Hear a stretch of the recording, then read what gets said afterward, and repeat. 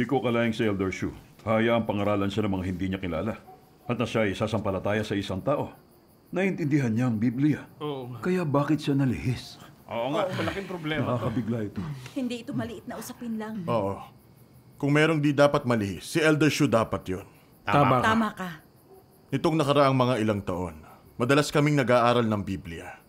Ipinalaganap namin ang Ebanghelyo at nagtatag kami ng mga simbahan.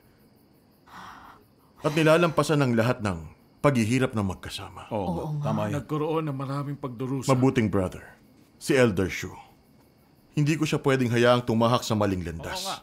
Oo nga. Dapat natin siyang kumbinsing bumalik. Tama ka. Napakatanyag ni Elder Shu. Nananalig na siya sa kidlat ng silanganan. Pinuno siya ng mga iglesia sa maraming rehiyon na may mahigit 100,000 mananampalataya. Sumunod na rin si Chen Honglin sa pananalig niya. Paano nangyari yun? Kung sasama sa kanya ang lahat ng taong to, malaki mawawala sa simbahan natin. Oo, dapat tayo maghanap ng solusyon. Problema ito. Oo, malubha ang kahihinatnan nito. Pinag-iisipang mabuti ni Elder Shu ang mga bagay. Kung kaya niyang tanggapin ang kidlat ng silanganan, hindi ito simpleng usapin.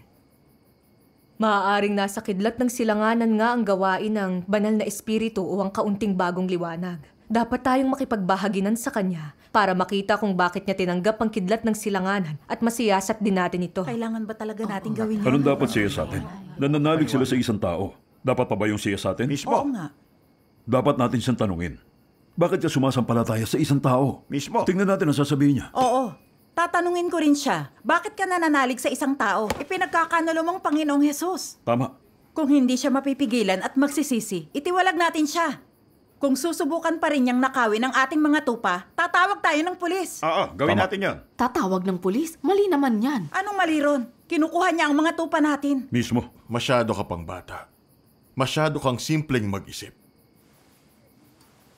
Ang pinaka-importante ngayon ay paano natin maliligtas si Elder Shu. Oo nga. Oo nga. Pero hindi tayo pwedeng magmadaling gawin yon. Tingnan muna natin kung ano ang mga pananaw niya.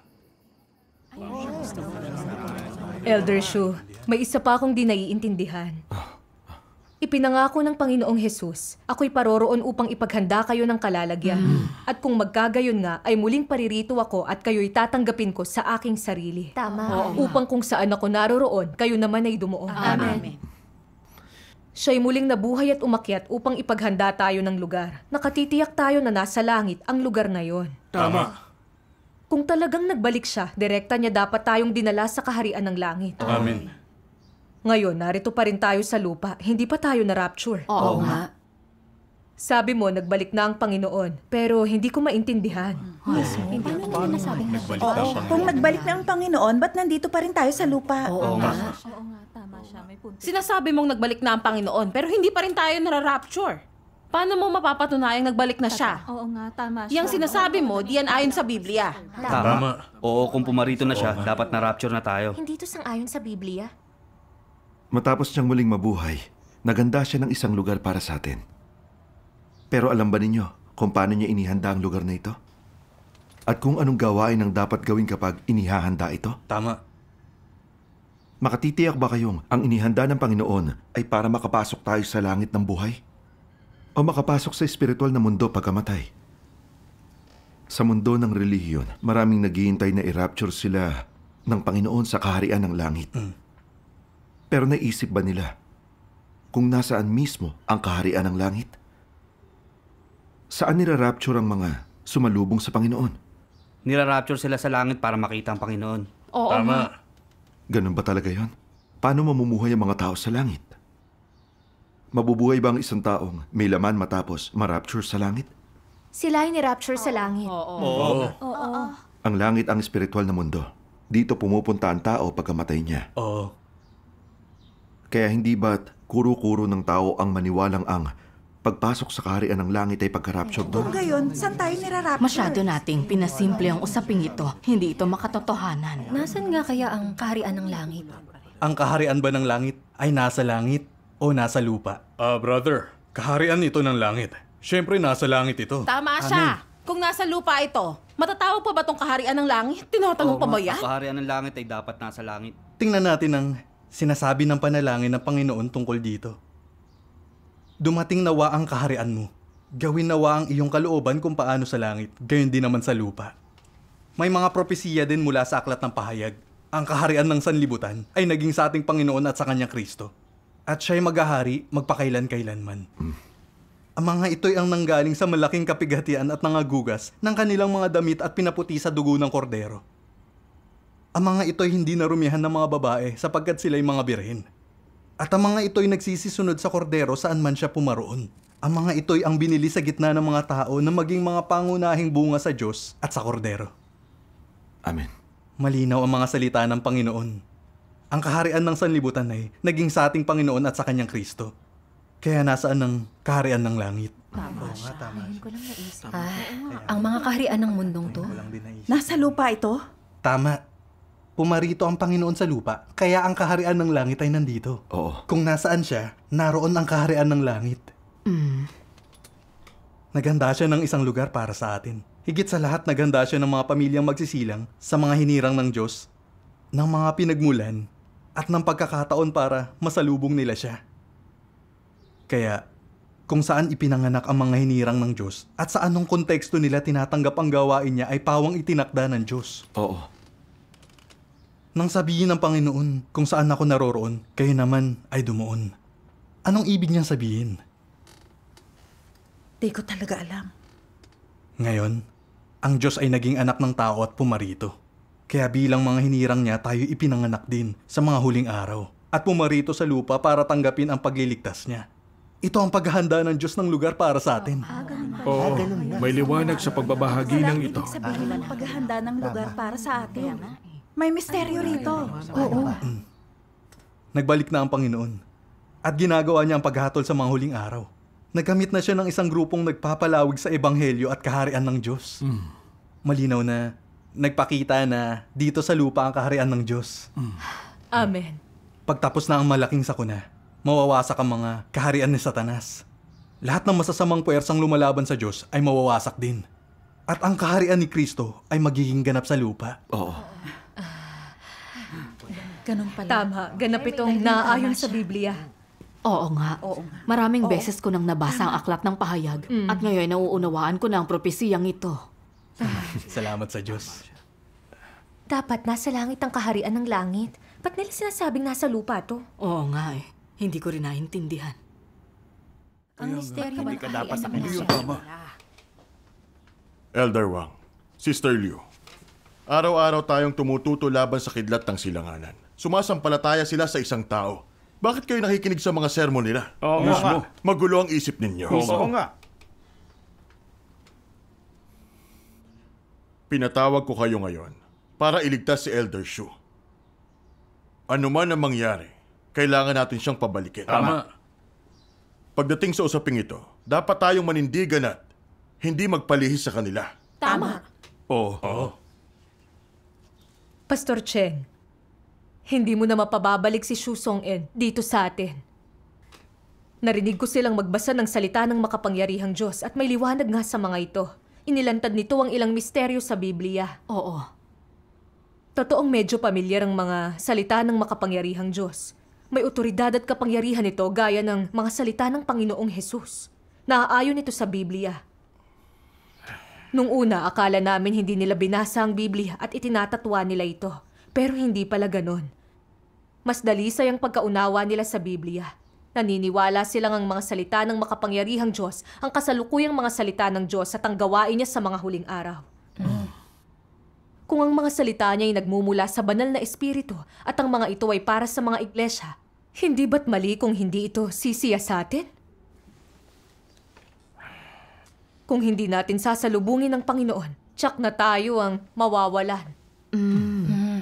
Hindi maaaring ang mga salita niya, ang mga salita ng banal na espiritu. Tama. Oo.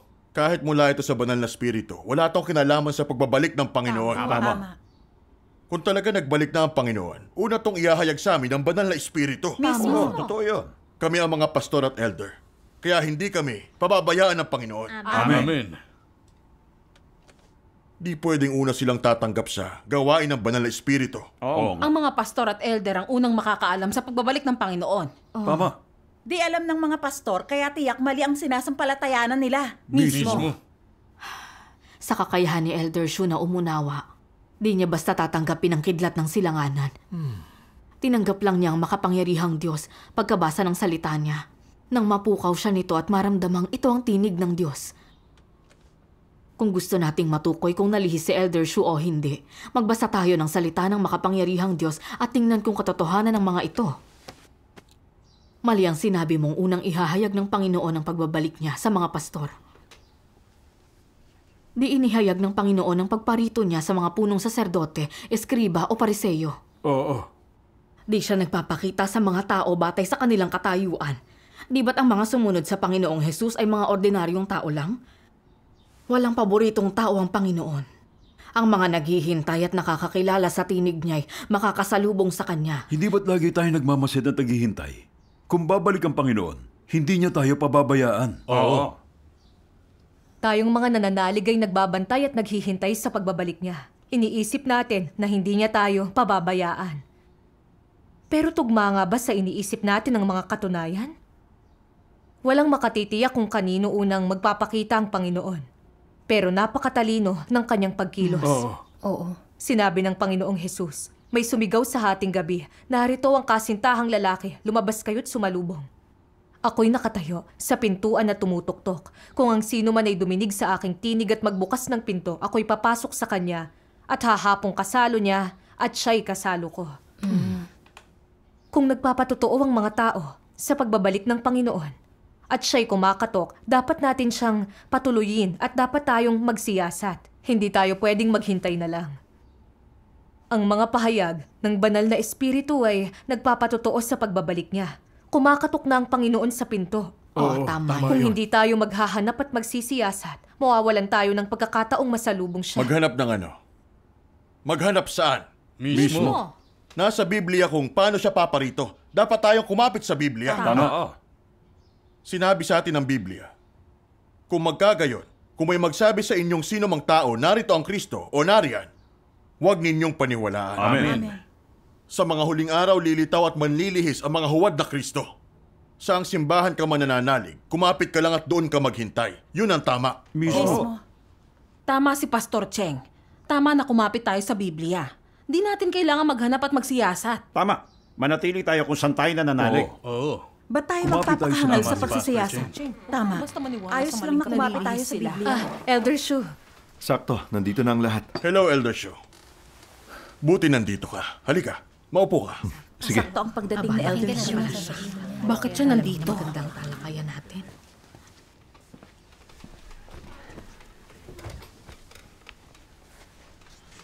Alam naman na ninyong tinanggap ko na ang kidlat ng silanganan. Naparito ako ngayon para talakayin sa inyo ang bagay nito. Ano pang tatalakayin? Nanalig ka sa kidlat ng silanganan. Di ka nagtapat ng kasalanan at gusto mo kaming ilihis. Oo nga. Tama na. Kapatid natin siya kay Kristo. Maging magalang kayo sa Kanya. Songin, nalihis ka ngayon, kaya ka nananalig sa kidlat ng silanganan. Di ka namin sinisisi. Isa ka pa ring elder sa simbahan natin. Tatanggapin ka namin pag bumalik ka na. Oo. Kahit nananalig ka na sa kidlat ng silanganan at lumihis ka na ng landas, kakalimutan ito ng simbahan at di ka ititiwalag. Dapat kang magmadali at bumalik. Pwede tayong maging tulad ng dati, nag-iibanghelyo at naglilingkod sa Panginoon. Oo nga. Gusto lang niya ang makabubuti sa'yo. Magsisi ka na. Oo. Pastor Cheng, tinanggap ko ang kidlat ng silanganan matapos ko magsiyasat. Pagkabasa ko sa salita ng makapangyarihang Diyos, mas nagliwanag ang puso ko. Inalis nito ang kalituhan ko sa pananalig at inihayag ang maraming misteryo sa Biblia. Ito ang pagsasalita ng banal na espiritu sa mga simbahan. Dapat makinig dito ang sino mang may tainga. Oo. Kaya nitong mga huling araw, may bigat sa puso ko. Kailangan kong ibahagi sa inyong lahat kung anong nakamit at nakita ko. At ikayatin kayo magsiyasat. Ang mga salita ng makapangyarihang Diyos ay ang mga pahayag ng pagbabalik ng Panginoong Jesus. Sinalubong ko na ang Panginoon. Dapat ko munang sabihin sa inyo ito. Elder Shu, naiintindihan mo ang Biblia. Nananalig sa isang tao ang kidlat ng silanganan. Paano mo masasabing ang tinig niya ay sa Diyos? Mismo. Oo nga. Di mo ba alam na nananalig sila sa isang tao? Kung nananalig ka sa tao at tumatahak sa maling landas, sayang ang mga taon ng pananalig mo sa Panginoon. Oo, sayang lang ito. Nag-aalala kaming lahat sa iyo. Tama si Elder Tang. Sa pagtanggap sa kidlat ng silanganan, nananalig ka sa tao. Pagkakanuluto sa Panginoon. Oo nga. Malaking pagkakamali yan. Oo. Tao rin ng Panginoong Jesus na sinasampalatayanan natin. Pero may nakakilala ba na siya si Kristo, na siya ang Diyos mismo? Ilang beses niyang tinanong ang kanyang mga disipulo, ano ang sabi ninyo kung sino ako? Sinabi ng ilan na siya'y isang guro. At may nagsabing isa siyang doktor. May nagsabi pa na siya ay isang propeta. Si Pedro lang ang nagsabi, ikaw ang Kristo. Ano ang sinabi ng Panginoong Hesus? Ito raw ang tagubili ng banal na Espiritu. Kung hindi, wala makakakilala na ang Panginoong Hesus ang pagpapakita ng Diyos.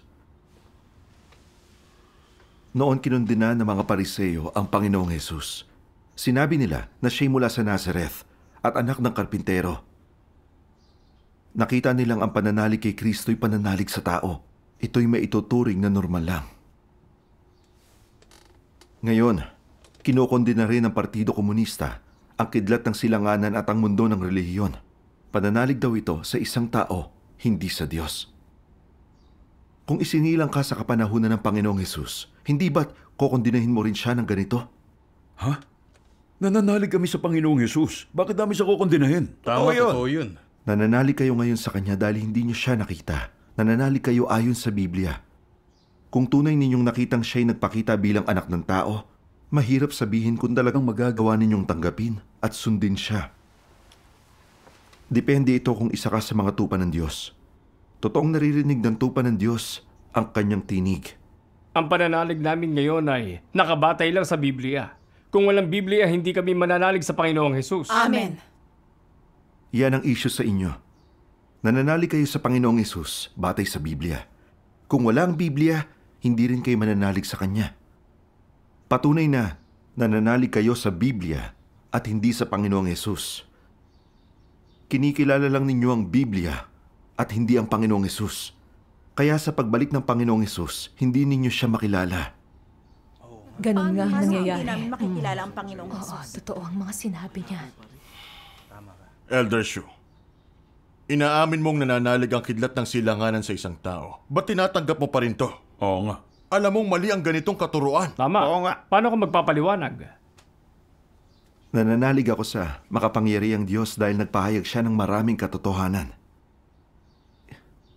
Isipin ninyo ito. Saan nagmumula ang katotohanan? Kaya ba itong ipahayag ng mga tao? Mula nang likhain ng mundo, meron na bang nakapagpahayag ng katotohanan? Ang nagkatawang taong anak ng tao lang ang makapagpapahayag nito. Oo nga. Kung di nagmula sa Diyos ang taong ito, paano niya na ipapahayag ang katotohanan? Hindi pa rin ninyo nauunawaan kung ano ang tao at ano ang Diyos. Ang Panginoong Hesus ay isa ring tao sa panlabas, ngunit mayroon siyang banal na diwa at nanirahan ng banal na espiritu sa kanya, kaya na ipapahayag niya ang katotohanan. Ang makapangyarihang Diyos ay may anyuring tao, ngunit may banal din siyang diwa at ang banal na espiritu'y sumasa kanya. Kaya na ipapahayag niyang katotohanan ito. Oo. Ipinropesiya ng Panginoong Hesus, gaya ng kidlat na kumikidlat sa silanganan at nakikita hanggang sa kanluran, gayon din naman ang pagparito ng anak ng tao. Ang siyang anak ng tao ay pumarito na. Siya ang nagkatawang taong makapangyarihang Diyos. Sabi ng Panginoon, ang tupa ng Diyos ay nakaririnig sa tinig ng Diyos. Narinig ko ang tinig ng Diyos, kaya't tinanggap ko ang makapangyarihang Diyos. Anong batayin mo sa pagsasabing tong anak ng tao makapangyarihang Diyos? Oo nga, sabihin mo sa amin. Dahil ipinropesiya na ng Panginoong Hesus, meron pa akong maraming bagay na sa inyo sasabihin. Ngunit ngayon ay hindi ninyo mga titiis. Gayon may kung siya ang espiritu ng katotohanan ay dumating, ay papatnubayan niya kayo sa buong katotohanan. Pinahayag na ng makapangyarihang Diyos ang maraming katotohanan at tinupad na nito ang propesiya ng Panginoong Hesus. Ito'y malinaw na usapin. Nakikita to ng may matalas na pag-unawa. Ang Diyos lang ang makakapagpahayag ng katotohanan. Amen. Amen. Sa mga nagdaang taon, napakarami ng nanalig sa Diyos. Sino sa kanilang makapagpapahayag sa katotohanan? Wala sa kanila. Tama ka. Ngayon nagpapahayag ang makapangyarihang Diyos ng maraming katotohanan. Nagpapatunay ito na siya ang anak ng tao. Bakit hindi kayo naniniwala? Hindi ba't dapat ninyong basahin ang kanyang mga salita? Oo nga. Nitong mga nakaraan, nagbasa ako ng ilang salita niya at sumigla ang puso ko. Maaaring siya nga ang pagpapakita ng anak ng tao at ang nagbalik na Panginoong Jesus. Oo. Sinasabi mong nagpapakita ang Panginoon bilang anak ng tao. Imposible ito. Oo. Malinaw na nakasaad sa Biblia, ang Jesus din na ito ay paparito gaya ng pagparoon niya sa langit. Amen. Umakyat siya sa langit sa kanyang muling nabuhay na espiritual na katawan. Pag nagbalik ang Panginoon, dapat ganun pa rin ang anyo niya. Mismo. Manong nagbalik siyang anak ng tao. Tama. Oo nga. Nakasaad ito sa Biblia. Mismo. Tungkol sa usapin ng pagsasiyasat sa tunay na daan, ang buong mundo ng relihiyon, ito man ay Kristyanismo, Katolisismo o silangang Ortodokso, lahat ay may malaking pagkakamali. Di batay ang pagsalubong nila sa Panginoon sa mga propesiya ni Jesus, kundi sa mga salita ng tao o ng mga anghel. Sa ganitong usapin dapat nating gawing pamantayan ng mga salita ng Diyos. Sinasabi ng Panginoong Hesus, tungkol sa araw at oras na yaon, walang makakaalam. Kahit pa ang mga anghel sa langit, o kahit ang anak, kundi ang ama lamang. At kung paano ang mga araw ni Noe, gayon din naman ang pagparito ng anak ng tao. Kaya nga kayo'y magsihanda naman, sapagkat paririto ang anak ng tao sa oras na hindi ninyo iniisip. Malinaw ang mga salita ng Panginoong Hesus. Babalik ang Panginoon bilang anak ng tao. Siya ay magiging laman upang magpakita at gumawa. Mali ang sinabi mo. Ang anak ng tao ay tumutukoy sa Panginoong Hesus. Mismo. Ang mga ito'y propesiya ng Panginoong Hesus tungkol sa kanyang pagbabalik. Paano tinutukoy nila ang Panginoong Hesus? Sinabi rin ng Panginoong Hesus, gaya ng kidlat na kumislap buhat sa isang panig ng silong ng langit, ay nagliliwanag hanggang sa kabilang silong ng langit, gayon din ang anak ng tao sa kaarawan niya.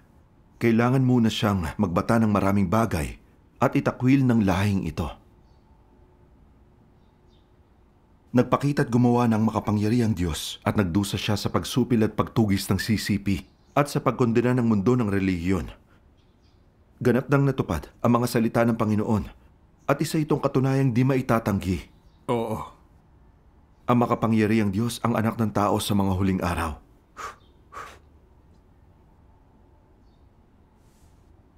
Kung hindi pa rin kayo nagsisiyasat at kinukondena ang mga salita ng banal na Espiritu, ito'y paglalapastangan sa banal na Espiritu. At hindi ninyo matatamo ang pagliligtas ng Diyos. Di na ninyo muling makikita ang Diyos. Oo. Kung ang mga salita niya ang pagkausap ng banal na Espiritu sa mga simbahan, hindi tayo pwedeng manghusga at magkondena. Kung kukondinahin natin ang pagpapakita at gawain ng Diyos, paglapastangan yon. Di tayo mapapatawad ngayon o sa susunod na buhay. Anong paglapastangan sa banal na Espiritu? Pinalalaki mo lang to. Mismo. Bilang mananampalataya, pinatawad na ang ating kasalanan at binigyang katwiran na tayo. Amen.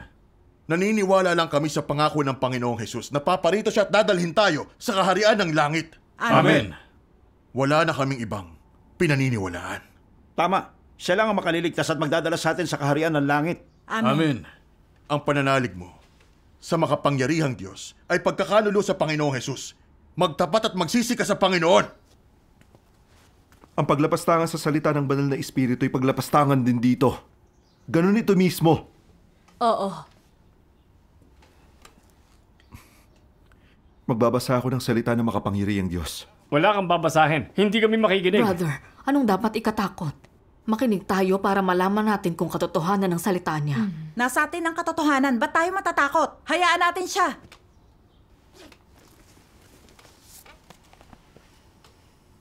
Sabi ng makapangyarihang Diyos, yaong mga hindi nakakilala sa Mesiyas ay may kakayahang kalabanin si Jesus, natanggihan siya, nasiraan siya. Lahat ng taong hindi nakakaunawa kay Jesus ay kaya siyang tanggihan at laitin. Bukod pa riyan, kaya nilang ituring na panlilihis ni Satanas ang pagbabalik ni Jesus. At mas maraming tao ang kokondena kay Jesus na nagbalik sa katawang tao. Hindi ba kayo natatakot sa mga ito? Ang kinakaharap ninyo'y magiging kalapastanganan sa banal na espiritu, pagwasak ng mga salita ng banal na espiritu sa mga iglesia, at pagtanggi sa lahat ng ipinapahayag ni Jesus. Ano ang mapapala ninyo kay Jesus kung kayo ay litong-lito? Paano nyo mauunawaan ang gawain ni Jesus pag siya'y bumalik sa laman, sakay ng puting ulap kung itutuloy nyo ang mali nyo? Sinasabi ko sa inyo, ang mga hindi tumatanggap sa katotohanan pero pikit matang naghihintay sa pagdating ni Jesus sa mga puting ulap ay tiyak na lalapastangan sa banal na espiritu. At sila ang kategoryang pupuksain. Hinahangad lamang ninyo ang biyaya ni Jesus at ang tamasahin ng napakaligayang dako ng langit. Ngunit hindi pa ninyo nasunod kailanman ang mga salita ni Jesus at hindi pa ninyo tinanggap ang katotohanang ipinahayag niya nang bumalik siya sa katawang tao. Anong panghahawakan nyo bilang kapalit ng katunayan ng pagbalik ni Jesus sakay ng puting ulap? Ang kataimtiman ba ninyo sa paulit-ulit na pagkakasala at pangungumpisal ng paulit-ulit? Anong iaalay ninyong sakripisyo kay Jesus na nagbabalik sakay ng puting ulap? Ito ba ang kapital ng maraming taong paggawa kung saan dinadakila niyong sarili ninyo? Anong panghahawakan ninyo para pagkatiwalaan kayo ng nagbalik na si Jesus? Ang inyo bang likas na kayabangan na hindi nagpapasakop sa anumang katotohanan?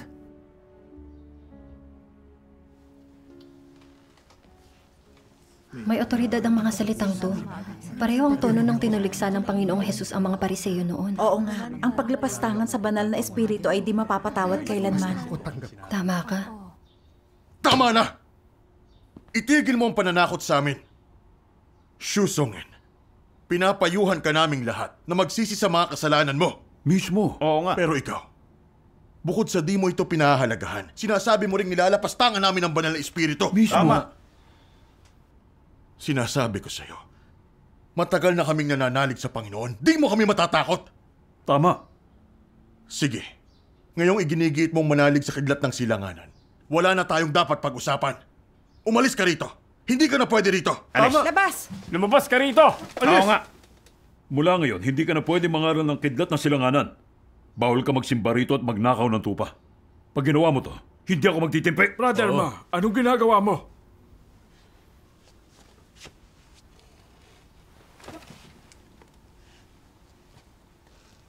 Magkasama nating pinaglingkuran ng Panginoon. Ngayon nagbalik na ang Panginoong Jesus. At ayoko makita ka na inaabandona ng Panginoon.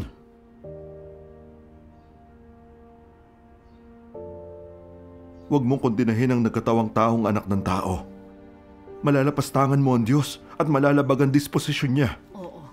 Kapag tunay ka ng naparusahan, magiging huli na para magsisi. Tama. Nagpapakalat ka ng maling pananalig. Nililihis mo ang mga Sister tao. Dapat kang isang pa. Sister Chu. Umalis ka na rito. Sister Chu, minahon ka. Alis na. Lumabas ka na. Simbahan namin. Sige na. Ganito na tinatrato ang brother natin. Paano napalataya pa talaga kayo? Oo nga. Brother Han, mapanuri ka't may sariling pag-iisip. Hanapin mo ang katotohanan. Oo. Iba ka kay Pastor Cheng at Elder Tang.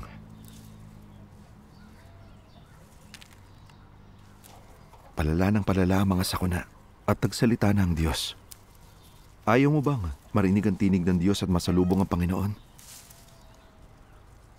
Kung palalagpasin mo ang pagkakataong to, masasadla ka sa mga sakuna at magiging huli na para magsisi. Sabi sa aklat ng pahayag, ang may pakinig ay makinig sa sinasabi ng Espiritu sa mga iglesia. Sinabi ito ng 7 beses. Kung nais mong salubungin ng Panginoon, dapat mong pakinggan ang sinasabi ng banal na Espiritu sa mga simbahan. Tama yan, Brother Han. Nagpahayag ng mga katotohanan na makapangyarihang Diyos at bumabaling na sa Kanya ang tupa ng Diyos. Magmadali kang basahin ang mga salita niya at tignan kung ito ang katotohanan. Kapag narinig mo ang tinig ng Diyos, nasalubong mo na ang Panginoon.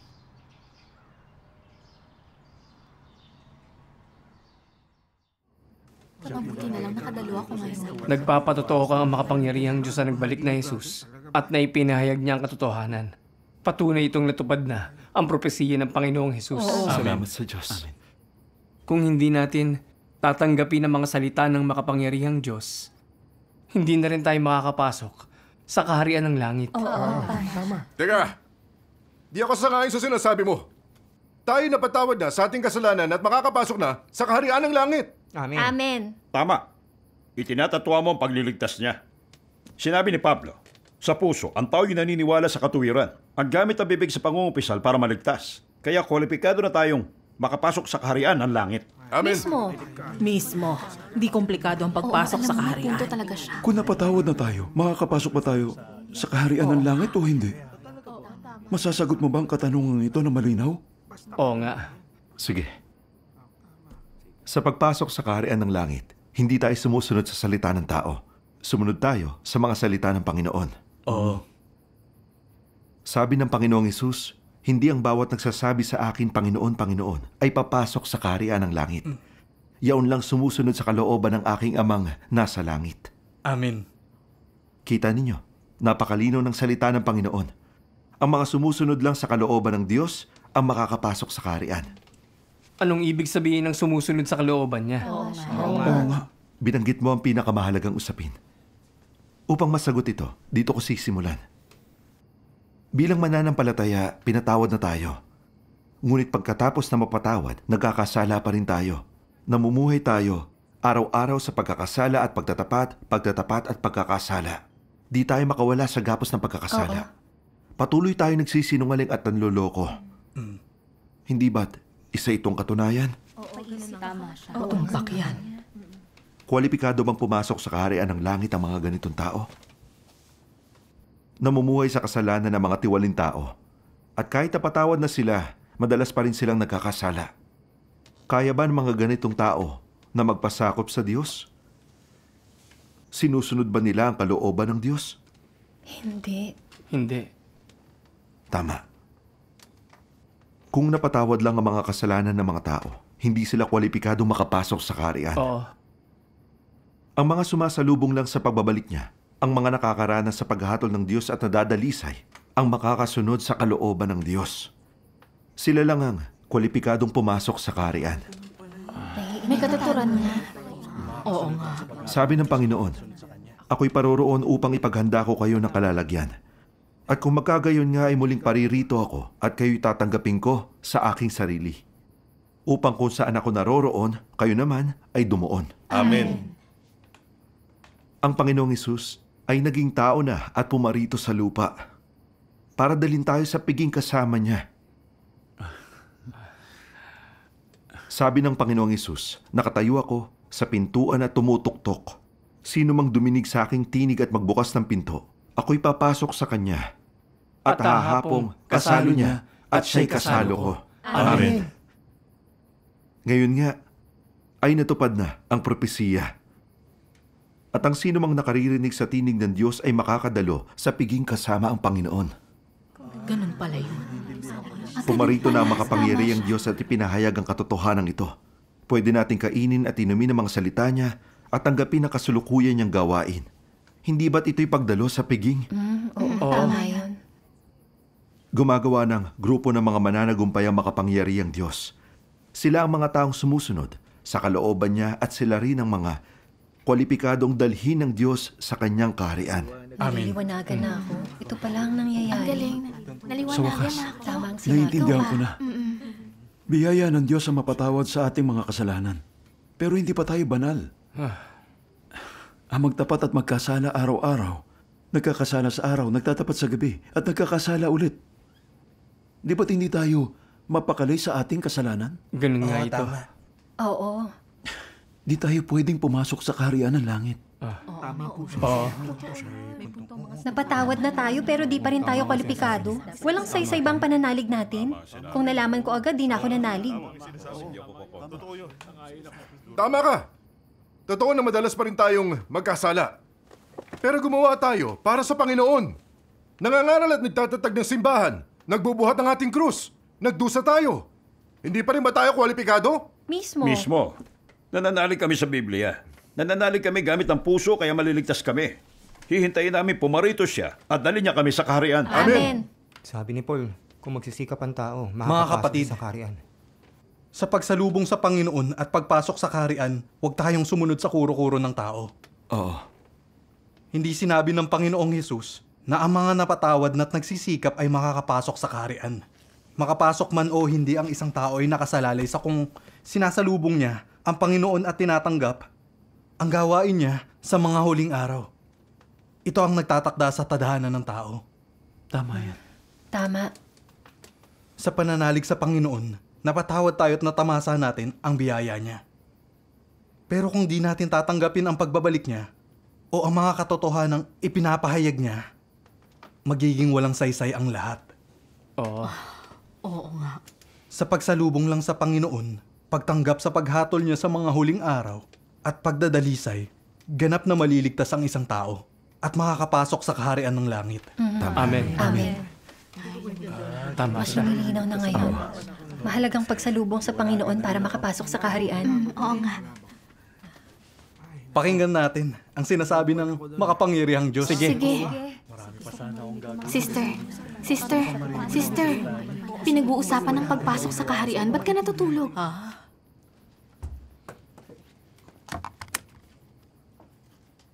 Bagamat maraming gawaing ginawa si Jesus sa tao, kinumpleto lamang niya ang pagtubo sa buong sangkatauhan at naging handog dahil sa kasalanan ng tao.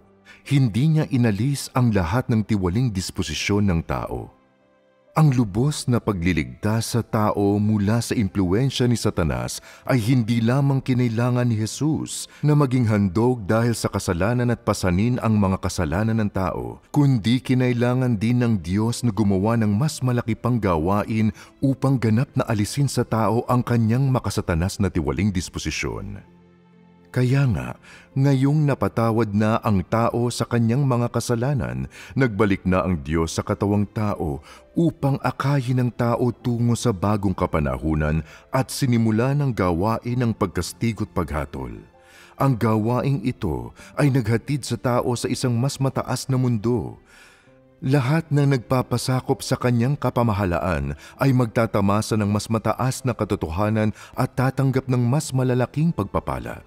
Tunay silang mabubuhay sa liwanag at matatamo nila ang katotohanan, ang daan at ang buhay. Ang mga nagnanais na makamit ang buhay nang hindi umaasa sa katotohanang sinabi ni Kristo ang pinakakatawa-tawang mga tao sa mundo. At ang mga hindi tumatanggap sa daan ng buhay na dinala ni Kristo ay namumuhay sa pantasya. Kaya naman sinasabi ko na kamumuhian ng Diyos magpakailanman ang mga taong hindi tumatanggap kay Kristo ng mga huling araw. Si Kristo ang pasukan ng tao patungo sa kaharian sa mga huling araw at walang sino man ang makalalampas sa Kanya. Hindi magagawang perpekto ng Diyos ang sino man kung hindi sa pamamagitan ni Kristo lamang. Naniniwala ka sa Diyos, kaya dapat mong tanggapin ang Kanyang mga salita at magpasakop sa Kanyang daan. Di pwedeng isipin mo lang ang magkamit ng pagpapala, pero wala kang kakayahang tumanggap sa katotohanan at tumanggap sa pagtustos ng buhay. Dumarating si Kristo sa mga huling araw upang mabigyan ng buhay ang lahat ng mga tao na tunay na naniniwala sa Kanya. Alang-alang sa pagtatapos ng lumang kapanahunan at pagpasok sa bago, ang kanyang gawain at ang kanyang gawain ang landas na dapat tahakin ng lahat ng papasok sa bagong kapanahunan. Kung wala kang kakayahang kilalanin siya at sa halip ay kinukondena, nilalapastangan o inuusig pa siya, kung gayon ay nakatadhana kang masunog ng walang hanggan at hindi ka kailanman makapapasok sa kaharian ng Diyos. Dahil ang Kristong ito, ang mismong pagpapahayag ng banal na Espiritu, ang pagpapahayag ng Diyos, ang siyang pinagkatiwalaan ng Diyos na gawin ang kanyang gawain sa lupa. Kaya naman sinasabi ko, na kung hindi mo matatanggap ang lahat ng ginagawa ni Kristo ng mga huling araw, kung gayon ay nilalapastangan mo ang banal na Espiritu. Maliwanag sa lahat ng tao ang ganting matatanggap ng mga lumalapastangan sa banal na Espiritu. Amen. Amen. Nakakaantig ang mga salitang ito. Mula ito sa banal na Espiritu. Parang tinig ng Diyos ang mga ito. Oo, tama. Ngayon, nauunawaan ko na kung gusto natin makapasok sa kaharian, dapat natin tanggapin ang paghatol ng Diyos. Iwaksi ang ating kasalanan, maging dalisay, at di na muli magkasala. Saka lang tayo magiging kwalipikado. Amen. Amen. Dati mangmang pa tayo at palagi tayong nag-iilusyon na makakapasok sa kaharian ng langit at tumaasa matamasa mga pagpapala nito. Masyado tayo nadala sa ating labis na pagnanais. Oo. Hindi ko talaga inakalang magpapahayag ang Panginoon ng mga katotohanan sa pagbabalik niya para iligtas tayo at gabayan tayo sa pagpasok sa lahat ng ito. Amen. Nagpapatunay nga ito na ito ang gawain ng Diyos sa mga huling araw. Amen. Wala nang iba makapagpapahayag sa katotohanan kundi ang Diyos lang. Amen. Naniniwala ako na ang makapangyarihang Diyos na nagbalik na Panginoong Jesus. Amen. Gano'n man siya kondinahin ng pastor, ang katunayang nakapagpapahayag ng mga katotohanan ng makapangyarihang Diyos ay nagpapatunay na siya ang nagbalik na Panginoong Jesus. Amen. Nagbalik na ang Panginoong Jesus. Amen. Hindi tayo pinabayaan ng Panginoon. Nakilala na natin ang Panginoon. Oo. Meron na tayong landas para makapasok sa kaharian. Salamat sa Panginoon. Magandang balita. Makakapasok tayo sa kaharian. Sa kaharian ng langit? Maganda yan. Oo. Nagbalik na ang Panginoon. Oo, ganun na nga. Napakagaling magsalita ng makapangyarihang Diyos. Naipaliwanag niya ang pagpasok sa kaharian. Madali itong maintindihan. Napakaganda niyan. Magbabantay ako. Bilisan mo't makinig ka na. Sige.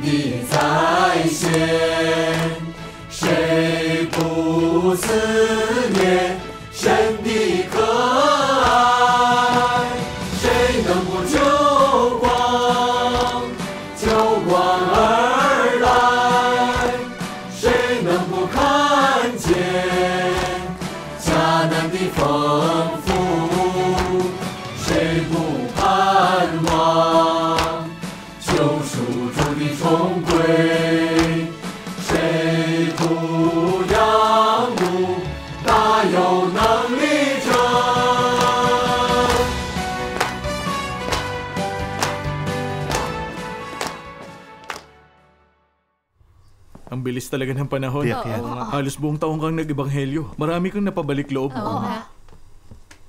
Sa pagkakataong to, nagpunta ako ng Henan Anhui, Shandong Shanxi, sa marami-raming probinsya. Maganda yan. Ang napabalik loob ko'y mahigit 10,000. Wow, ang dami nun. Mahigit 10,000. Magandang resulta yun. Brother Shu, gusto ko rin mag-ibanghelyo. Pero di ko alam kung paano. Magkwento ko ng karanasan mo sa amin. Oo nga. Gusto namin marinig. Sa lumipas na 6 na buwan, marami akong nakaugnayan. Ganun pala. Nakita ko malungkot na kalagayan ng mga denominasyon. Matamlay ang pananalig nila at hindi sila mapagmahal. Walang gawain ng banal na espiritu ron. Naging mapanglaw ang mga simbahan. Naghihirap ang mga espiritu nila. Sobrang nakakaawa. Para sa pagsalubong sa Panginoon, di nag-aasawa o nagnenegosyo ang ilang tao. Ang ilay, di nagtatanggal ng damit pag natutulog. Oo nga. Baka raw magbalik ang Panginoon sa gabi at sila'y maaabandona. Oo nga. Ganito rin kami noon. Oo nga. Oo nga. Meron ding nag-aayuno at madalas magdasal pero di pa rin makamit ang paghahayag. Nanlamig ang pananalig nila. At ang ilan ay bumalik sa mundo. Ay, sayang naman. Oo. Ang ilan ay talagang nananabik na magpakita ang Panginoon. Nako. Ibinibenta nila mga gamit sa bahay at hinahanap ang Panginoon. At pagkatapos... Namumulubi sila at di pa rin makita ang Panginoon. May mga ganitong tao talaga. Balita ko nga. Oo, meron. Paano sila mabubuhay sa hinahanap? Yan ang iniisip ko. Nang makita ko ang kalagayan nila, naisip ko ang mga salita ng Diyos. Sila ay mga dukha, kaawa-awa, mga bulag, at nalilito. Dumaraing sila sa kadiliman. Nasaan ang daan? Lubha silang nananabik sa liwanag tulad ng isang bulalakaw upang biglang bumulusok at itaboy ang mga puwersa ng kadiliman na nangapi sa tao sa loob ng maraming taon. Sino ang nakakaalam kung gaano sila nababalisari ito sa araw at sa gabi? Kahit sa isang araw na nagdaraan, ang kumikinang na liwanag ang mga taong ito na labis na nagdurusay nananatiling nasa pangawan ng walang pag-asang mapalaya. Kailan sila titigil sa pagluha? Grabe ang kasawian ng marurupok na espiritong ito na hindi kailanman napagkalooban ng kapahingahan. At matagal nang nakagapos sa kalagayan ito na walang awang mga gapos at malamig na kasaysayan. At sinong nakarinig sa ingay ng kanilang pagdaing? Sinong nakakita sa kanilang kaawa-awang kalagayan? Amen. Naisip mo na ba kung gaano kalungkot at kabalisa ang puso ng Diyos? Paano niya matitiis na makita ang inosenteng taong nilikha ng kanyang mga kamay na maghirap ng gayon? Amen. Kung hindi tayo mag-iebanghelyo, masasaktan natin ang puso ng Diyos. Oo. Gusto ko ring mag-ibanghelyo. Hindi ba't mapanganib ang magpalaganap nito? Sister, tiyak nga yan. Sobrang mapanganib. Iba-iba ang uri ng tao sa relihiyon. May tumatawag pa nga ng pulis pag nag-iebanghelyo kami. Ganun talaga yun. Brother Shu, naranasan mo ba ang ganung panganib? Siyempre naman. Maraming beses na. Meron yung pinahabol ako sa aso. Nako. Binuhusan pa ako ng dumi ng tao. Naku naman, paano nila nagawa yun? May pumalo rin sa akin ng patpat. Grabe Napakalupit nila. May isang beses na meron pang tumawag ng pulis. Umalis kami agad nang malaman namin yon.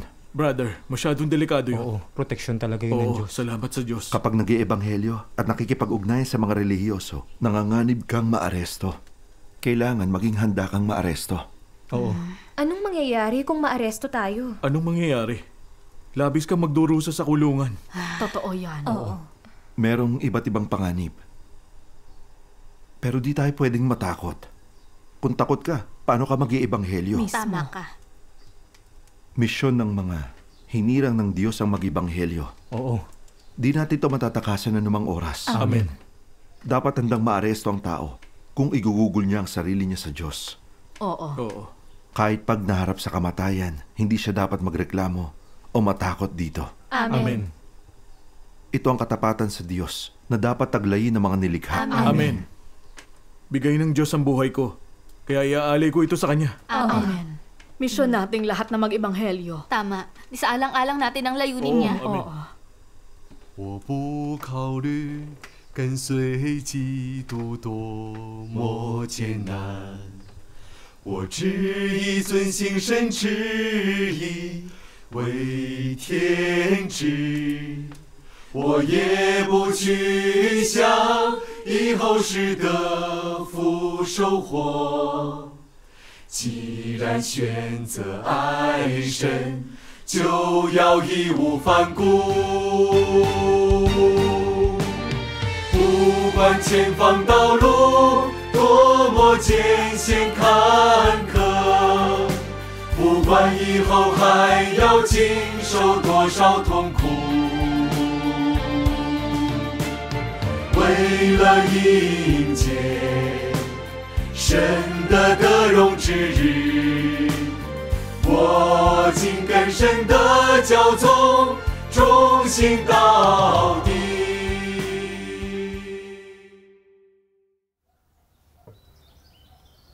Kain na tayo. Okay, sige.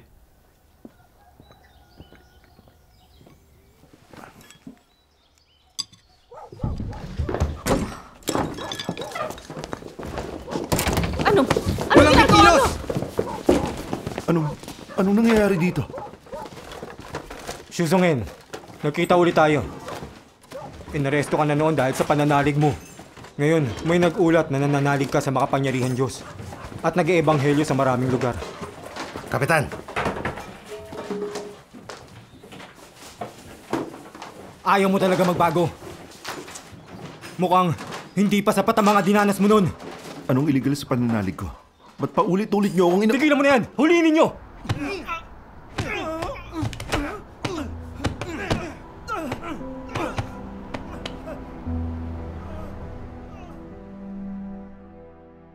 Bilis ba? Ang bagal mo. Gusto mong magpakatamad, ha? Bilang mabagal ka sa lahat. Laging tatamad-tamad. Gusto mong kumain o hindi?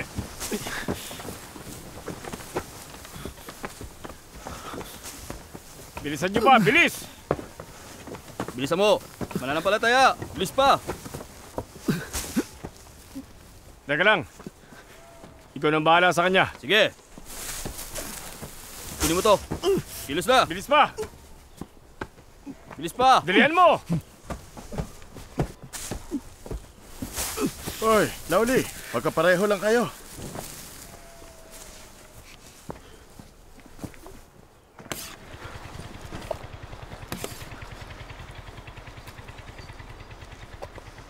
Anong tinitingin mo? Alis!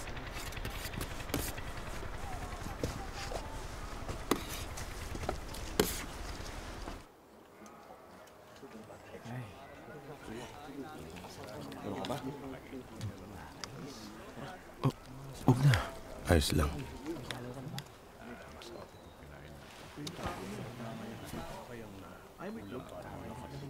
Paano ka na-aresto?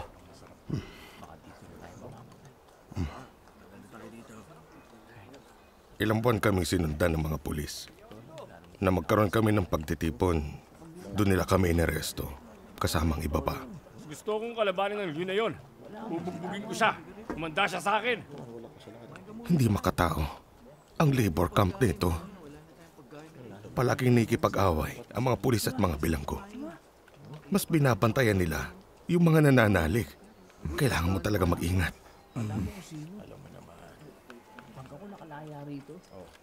4 years ago, naaresto din ako dahil dito. Halos patay nila ako sa bugbog. Ngayon naman, muntik na nila akong lumpuhin dito. Sinusupil ng partido ang mga nananalig sa Diyos. Mga dyablo talaga sila. Oo. Tayo naman, sumusunod sa daan ng krus. Pagpapala na mausik dahil sa katuwiran. Salamat sa Diyos. Hoy kayo! Bilisan nyo kumain! Bilisan nyo! Walang tatamad-tamad! Tapusin ang magkain! Diretso na sa trabaho! Masama ang pakiramdam mo? Mas mahina ang pandinig ko sa tengang to. Bakit nagkaganyan? Binugbog nila ako. Walang pakiang partido. Mamatay man tayo, basta't magtrabaho tayo. Kung wala akong Panginoon, hindi ko na to kakayanin. Oo. Minsan nga, nangihina rin ako. Umaasa ako sa mga salita ng Diyos kaya ako kinakaya. Kung hindi ako ginabayan ng mga salita niya, hindi ko malalagpasan ang lahat ng ito.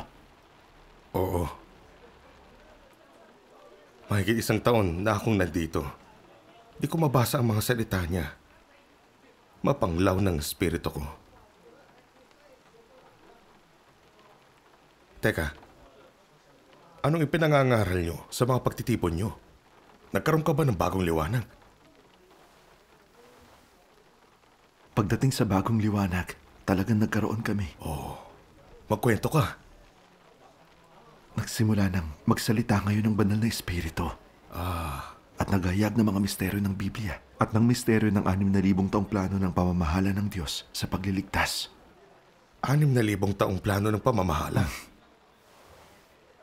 Nilinaw rin ito kung paano tiniwali ni Satanas ang sangkatauhan, kung paano gumagawa at nagliligtas ang Diyos. Kung ano ang rapture, sinong matatalinong dalaga, at ano ang mananagumpay.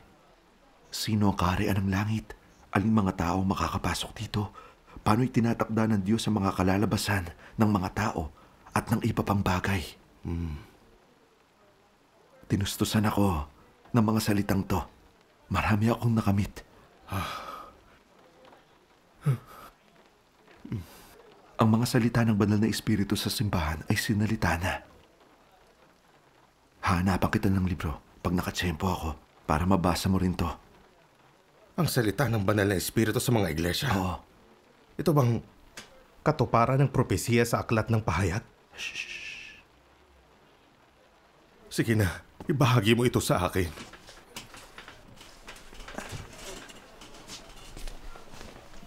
Lovely, may kapamilya ka bang bumisita kamakailan?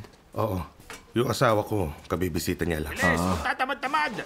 Sige. Ay, nahihirapan siya. Mag-isa siya sa bahay. Oo nga.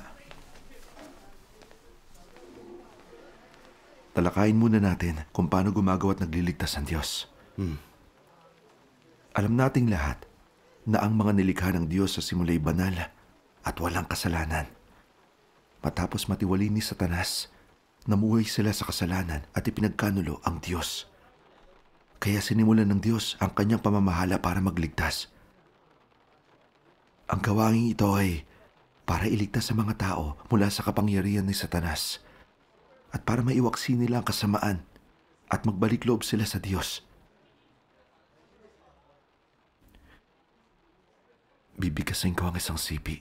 Mabuti yan. Ganyan ang pamamahala ng Diyos.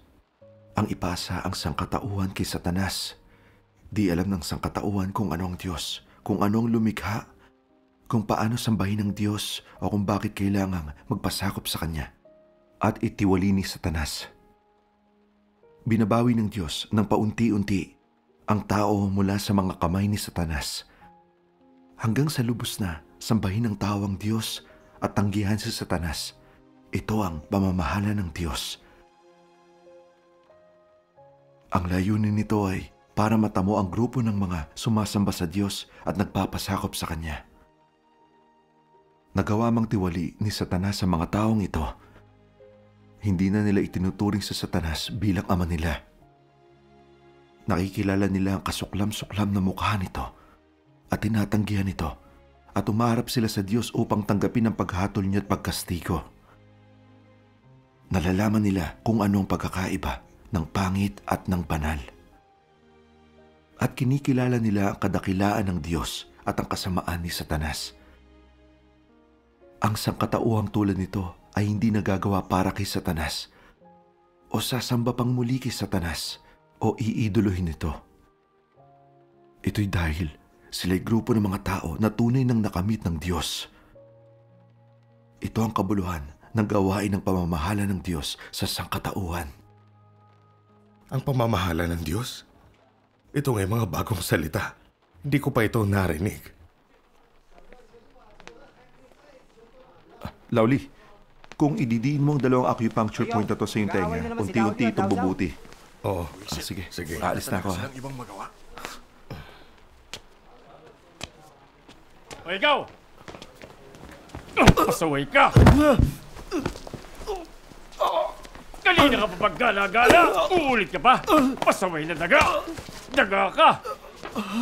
Pag tinuloy mo ang pagtatalakay tungkol sa pananalig mo sa Diyos, ikukulong na kita! Tingin mo hindi kita kaya? Buisit!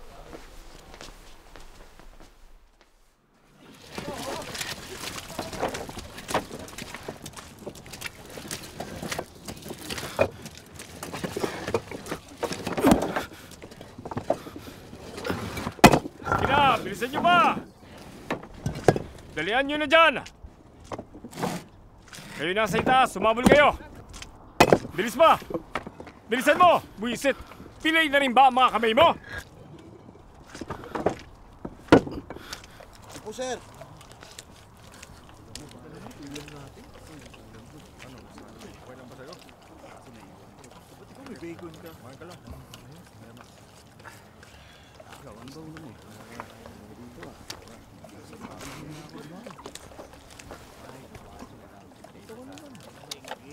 Brother, May liwanag na sa sinabi mo tungkol sa gawain ng pamamahala ng Diyos.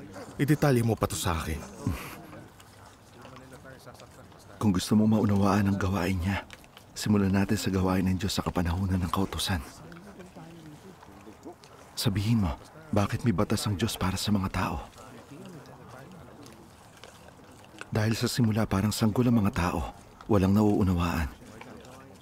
Di nila alam paano sumamba sa Diyos o kung paano mamuhay. Di nila alam na kasalanan ng pumatay o magnakaw.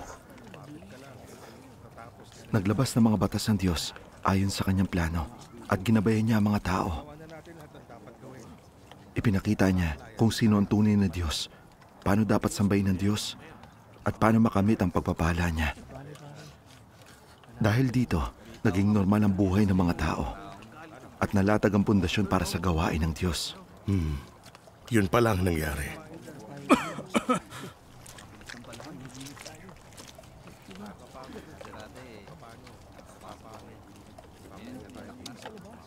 Sabihin mo, kung di naglabas ng batas ng Diyos, paano mamumuhay ang mga tao? Sino mang gustong magkasala ay gagawin iyon. Magiging magulo ang mundo. Ganun na nga. Kung gayon, di ba't magiging kauri ni Satanas ang tao? Mawawasak silang lahat. Ang mga nasa panahon ni Noe ay nawasak ng ganon. Mahalaga sa tao ang gawain ng Diyos sa kapanahunan ng kautusan. Kung ang mga tao ay sumunod sa mga batas at namuhay sa ilalim ng patnubay ng Diyos, lubos silang pagpapalain. Oo. Pero dahil sa pagtiwali ni Satanas, hindi nakasunod ang mga tao at madalas silang nagkakasala sa Diyos. Nang matapos ang kapanahunan ng kautusan, mas dumami ang mga kasalanan. At pumarito ang Diyos upang gawin ang pagtubos para iligtas ang tiwaling sangkatauhan. Ang Panginoong Hesus ay ipinako sa krus para sa sangkatauhan at tinubos sila. Hanggat tinatanggap siya ng mga tao, pinatatawad ang kasalanan nila at sila'y nakapamumuhay sa harap ng Diyos at nagtatamasa ng biyaya niya. Ganun pala yun. Buwan ako na ito, pre, oh.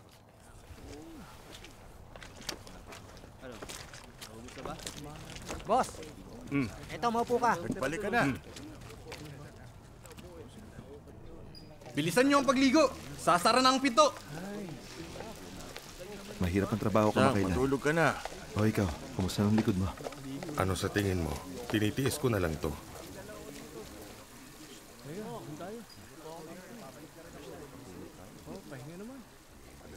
Sa kapanahunan ng kautusan, isang kasalanan lang ang malulutas ng isang handog.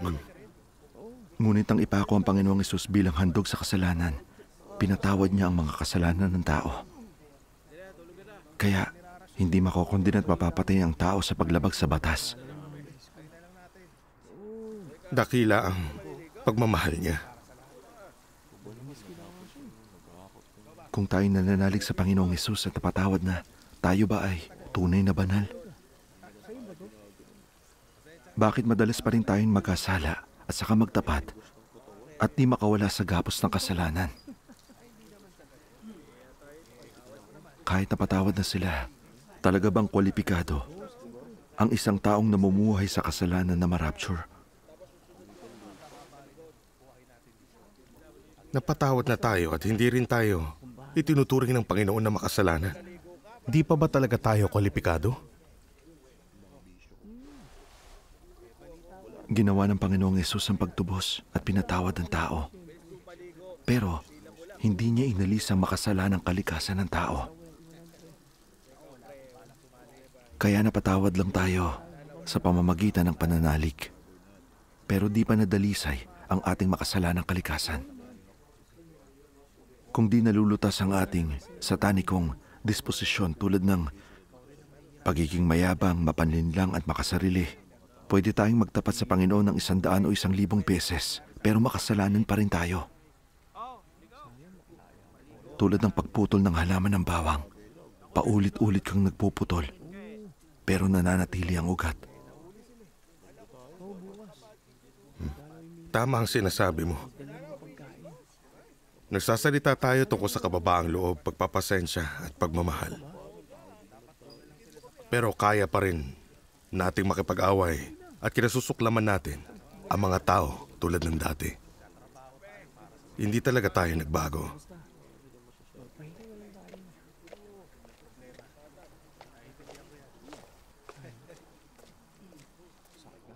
Ang sabi sa Biblia, kung walang kabanalan, walang makakakita sa Panginoon. Ang Diyos ay banal, pero madalas pa rin tayong nagkakasala. Di tayo karapat-dapat na makita ang mukha niya, lalo nang makapasok sa kaharian ng langit. Sinabi ng Panginoong Hesus na babalik siya sa mga huling araw. At ipinapahayag niya ang katotohanan at ginagawa ang paghatol para malutas sa makasalanang kalikasan ng tao at ganap na iligtas sila. Winawakasan ng gawaing ito ang 6,000 taong plano ng pamamahala ng Diyos. At ito ang pinakamahalagang yugto ng gawain sa loob ng gawain ng pagliligtas ng Diyos. Hoyong, alis na tayo. Uy, Lauli. Kailan ka ba lalaya? Malapit na. Mga kalahating buwan pa. Tara na.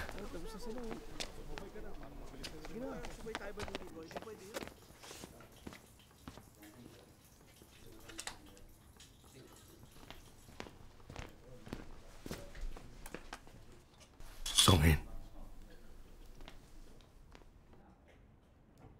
Sabi mo babalik ang Panginoon para ipahayag ang katotohanan at maghatol.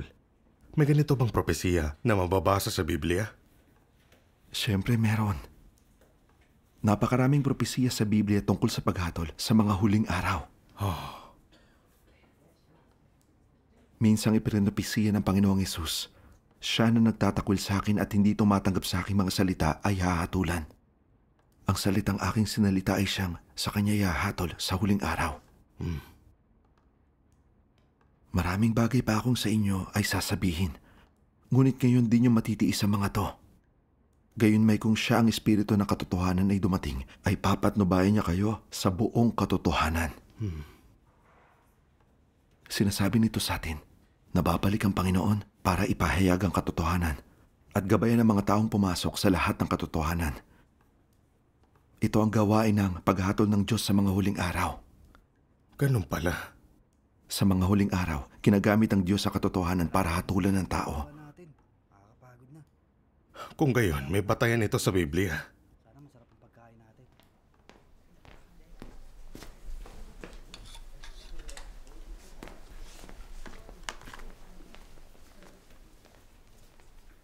Ano ang tungkol sa paggamit sa katotohanan para hatulan ng mga tao? Bibigas ako ng sipi. Sige. Gumagamit ang Kristo ng mga huling araw ng mga katotohanan para turuan ng tao. Para ilantad ang diwa ng tao at himayin ang mga salita niya at gawa. Ang mga salitang ito ay binubuo ng iba't ibang katotohanan. Ang mga salitang ito ay nakatuon sa diwa ng tao at sa kanyang tiwaling disposisyon. Sa partikular, ang mga salitang naglalantad ng pagtataboy ng tao sa Diyos ay sinasabi patungkol sa kung paano kinakatawan ng tao si Satanas at naging puwersa ng kaaway laban sa Diyos. Sa gawain niya ng paghatol, hindi nililinaw ng Diyos ang kalikasan ng tao gamit lang ang ilang salita. Naglalantad siya at nagpupungos siya ng pangmatagalan. Ang lahat ng ganitong mga pamamaraan ng paglalantad at pagpupungos ay hindi maaaring mahalinhan ng mga ordinaryong salita, kundi ng katotohanang hindi man lang taglay ng tao. Ang ganitong pamamaraan lang ang matatawag na paghatol. Sa ganitong uri lang ng paghatol, masusupil ang tao at makukumbinsi ng gusto tungkol sa Diyos at sila'y magkakamit ng tunay na pagkakilala sa Diyos. Parang posibleng ang nagpapahayag ang Diyos ng katotohanan at gumagawa ng paghatol sa mga huling araw.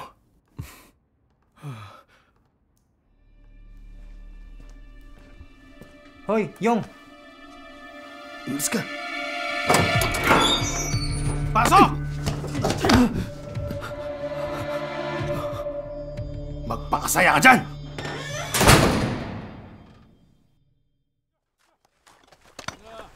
Trabaho pa! Sige, kilos pa! Bilisan nyo!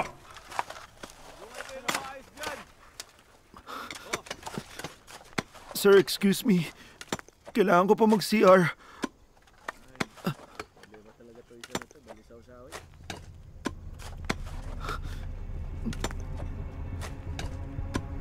Nagtatai ako.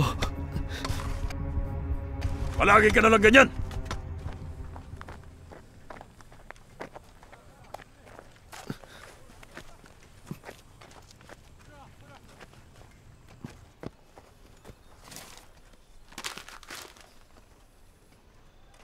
Lao Chang, nakabase rito yung kumpanya ng leather bag. Oh. Talaga? Patingin nga.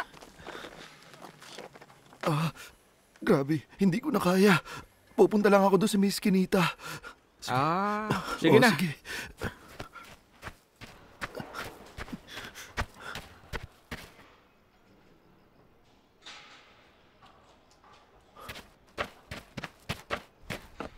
Bilisan mo! Oo, sige.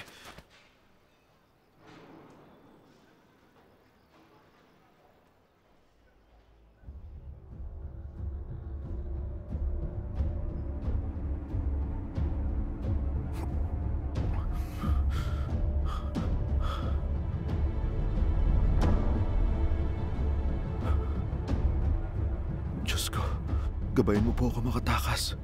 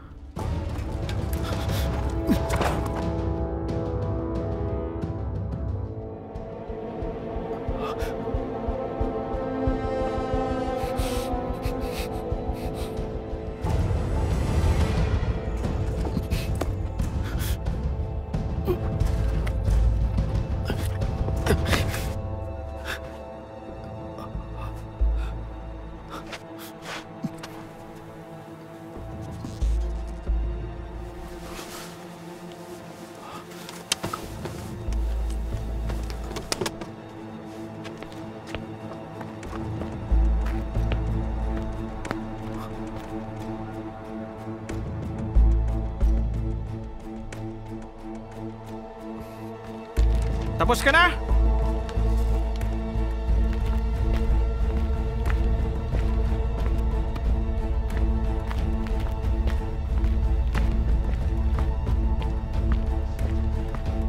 Laoshu! Laoshu? Naku po! Masama ito!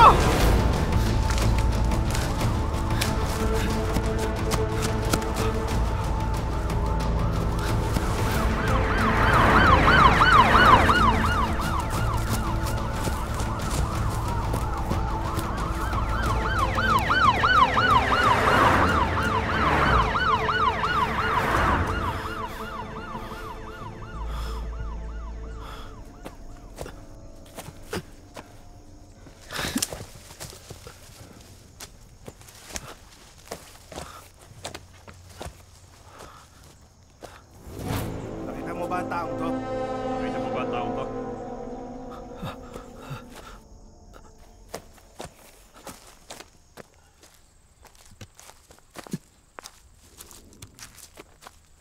Manong, paano ako makakapunta sa Xiangyang? Sa Xiangyang ba? Sundan mo lang ang kalsadan to ng mga 30 milya. Salamat. Walang anuman.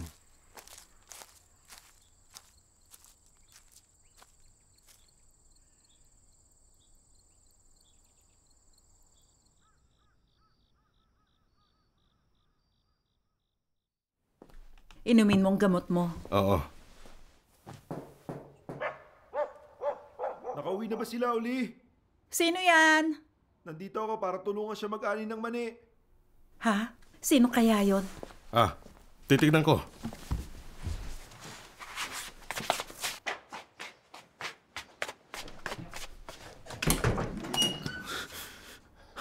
Song-in.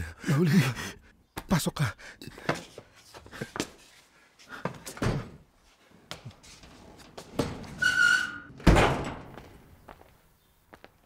Kapatid ko, paano ka nakalabas ng kulungan?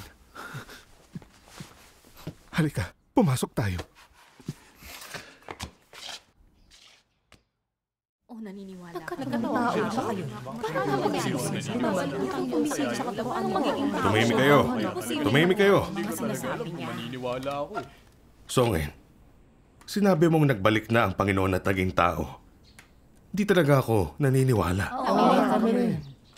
Ang sabi sa Biblia, at sa gayoy, lilitaw sa langit ang tanda ng anak ng tao at magsisitagoy ang lahat ng angkan sa lupa. At makikita nila ang anak ng tao na paparito sakay ng ulap na may kapangyarihan at kaluwalhatian. Amen. Ito ang mga salita ng Panginoon.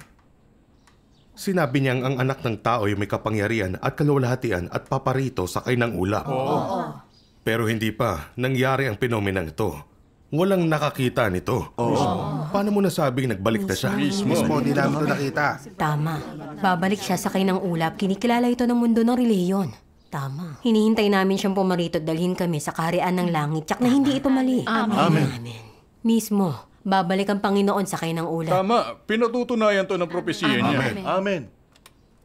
Dahil naniniwala kayong pinatutunayan ito na babalik ang Panginoon sakay ng ulap, basahin nating mabuti ang siping ito. Pagkatapos ng kapigatian sa mga araw na yon, ay magdidilim ang araw, mawawala ng liwanag ang buwan, malalaglag ang mga bituin sa langit, mayayanig ang kapangyarihan ng langit. At sa gayoy lilitaw sa langit ang tanda ng anak ng tao at magsisitagoy ang lahat ng mga angkan sa lupa. At makikita nila ang anak ng tao na paparitong sakay ng ulap na may kapangyarihan at kaluwalhatian. Malinaw na nakasaad sa propesiya ng Panginoon na pagtapos na ang malaking kapighatian, paparito siya sakay ng ulap. Ito'y tiyak na magaganap. Totoo ba yun? Kailan pa kaya ito matatapos? Pagkatapos ng kapighatian sa mga araw na yon, ay magdidilim ang araw. Sinasabi ng mga salitang to na pagpatapos na ang malaking kapighatian, magdidilim ang araw at di na magliliwanag ang buwan. Mauhulog ang bituin at mayayanig ang kapangyarihan ng langit. Sa oras na ito lang, paparito ang Panginoon sakay ng ulap. Naguguluhan pa rin ako. Ang katagang ito'y katulad ng sinabi sa pahayag 1 Kabanata 7. Narito, siya'y pumaparitong nasa alapaap at makikita siya ng bawat mata at nang nangag si ulos sa kanya. At ang lahat ng mga angkan sa lupa'y magsisitaghoy dahil sa kanya. Tumutukoy ito sa pagparito ng Panginoon sakay ng ulap kapag tapos na ang malaking kapigatian. Kapag tapos na ang malaking kapighatian. Kung gayon, paparito siya sakay ng ulap matapos ng malaking kapighatian. Oo, paparito lang siya matapos ang kapighatian. Mahirap sabihin kung tayo'y makakaiwas o hindi. Masasadlak ba tayo sa mga sakuna? Aalalahanin pa ba natin yun? Hihintayin ko pa rin pumarito ang Panginoon. Amen. Kung hihintayin nyo lang siyang sumakay sa ulap para kunin kayo, mauuwi sa walang inaasam nyo. Masasadlak lang kayo sa mga sakuna at maparurusahan. Maparurusahan? Tama. Di nyo ba narinig na sinabi niya, narito siya'y pumaparitong nasa alapaap at makikita siya ng bawat mata at ng mga nangagsiulo sa kanya. At ang lahat ng mga angkan sa lupa'y magsisitaghoy dahil sa kanya. Gayon din siya nawa. Amen. Dapat alam nyo kung anong kalalabasan nito. Talaga bang kailangan nating magdusa pag nakita natin ang Panginoon sakay ng ulap? Kayong lahat isipin nyo to. Ang pagbabalik ba ng Panginoon ay tumutukoy lang sa kanyang pagbaba matapos ang malaking kapighatian? Siyempre. Songin, siguradong ang Panginoon ay babalik sakay ng mga ulap. Oo nga, meron ba? Talaga bang may iba pang paraan? Oo nga, meron ba? Ipinropesiya ng Panginoong Hesus na hayagan siyang paparito sakay ng mga ulap. At ipinropesiya rin niyang babalik siya bilang anak ng tao at palihim na bababa. Palihim na bababa? Palihim na bababa. Hindi ba siya paparito sakay ng ulap? Kung babasahin natin ang mga salita niya, malalaman niyo ang ibig ko sabihin. Sinabi ng Panginoong Hesus, pagkahating gabi ay may sumigaw, narito ang kasintahang lalaki, lumabas kayo't salubungin siya. Anong tinutukoy ng mga salitang ito? Paano ito dapat matupad? Hindi ko talaga alam. Ako rin, hindi ko alam. Isa pa, ako'y pumaparitong gaya ng magnanakaw. Kaya't kung hindi ka magpupuyat ay paririyan akong gaya ng magnanakaw. At hindi mo malalaman kung anong panahon paririyan ako. Narito, ako'y nasa pintuan at tumutuktok. Sino mang duminig sa aking tinig at magbukas ng pinto, ako'y papasok sa kanya at hahapong kasalo niya at siya'y kasalo ko. Gaya ng kidlat na nagliliwanag sa isang panig ng silong ng langit hanggang sa kabila, gayon din ang anak ng tao sa araw niya. Datapwat, kailangan muna siyang magbata ng maraming bagay at itakwil ng lahing ito. Amen. Ang mga propesiyang to ay mga salita ng Panginoon. Kaya paano dapat matupad ang mga ito? Oo nga, anong nangyayari? Lahat ng sinasabi ng Panginoon ay matutupad. Walang ni isang hindi matutupad. Pwedeng maglaho ang langit at lupa, pero hindi ang mga salita niya. Malinaw ito sa lahat. Oo, ang Panginoon ay tapat. Mismo. Bakit? Iba-iba ang mga propesiya tungkol sa pagbabalik niya. Paano nga ba siya babalik? Oo, tama. Hindi tama ang maniwala lang na babalik siya sakay ng ulap. Para kasing nililimitahan natin ang pagbabalik niya. Oo. Ito nga'y misteryo. Mahirap ipaliwanag. Totoo yan. Ang mga propesiya tungkol sa anak ng tao ay tila di tumutukoy sa pagparito niya sakay ng ulap. Mukhang tinutukoy ng mga ito ang pagbabalik niya bago ang malaking kapighatian. Oo, posible yan. Oo. Tama. Posible yan. Posible yun. Noon, may mga eskolar ng Biblia na nakapansing binanggit ang mga propesiya ng Panginoon ng dalawang pamamaraan. Una, palihim na pagbaba, at pagkatapos ay hayagang pagbaba. Una, palihim na Una, palihim pagkatapos hayagan. Palihim pagkatapos hayagan. Sa palihim na pagbaba, ang anak ng tao ay nagpapakita bago ang kapighatian. Ibig sabihin, magiging tao ang Diyos bilang anak ng tao, magpapahayag ng katotohanan at hahatol simula sa sambahayan ng Diyos. Ibig sabihin, nagpakita at nagsimula ng gumawa ang makapangyarihang Diyos. Yung pala ang ibig sabihin. Araw-araw ako nagbabasa ng Biblia. Palihim munang bababa ang Panginoon bago ang kapighatian. Tapos ay hayagang bababa sakay ng ulap. Tama.